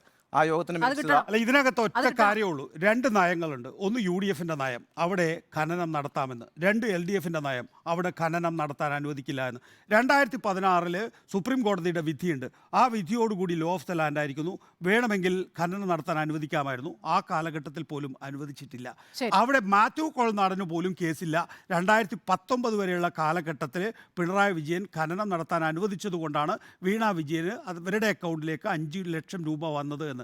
മാത്യു കൊളനാടൻ്റെ വാദം ആ ഘട്ടത്തിൽ കേന്ദ്രത്തിൽ സമ്മർദ്ദം ചെലുത്തുന്നുണ്ടായിരുന്നു, അതുകൊണ്ടാണ് യഥാർത്ഥത്തിൽ പിണറായി വിജയൻ മിണ്ടാതിരുന്നത് എന്നാണ്.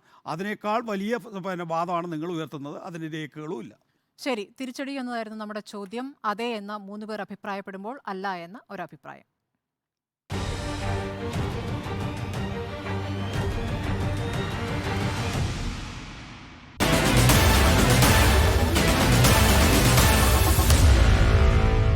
Meet the editors.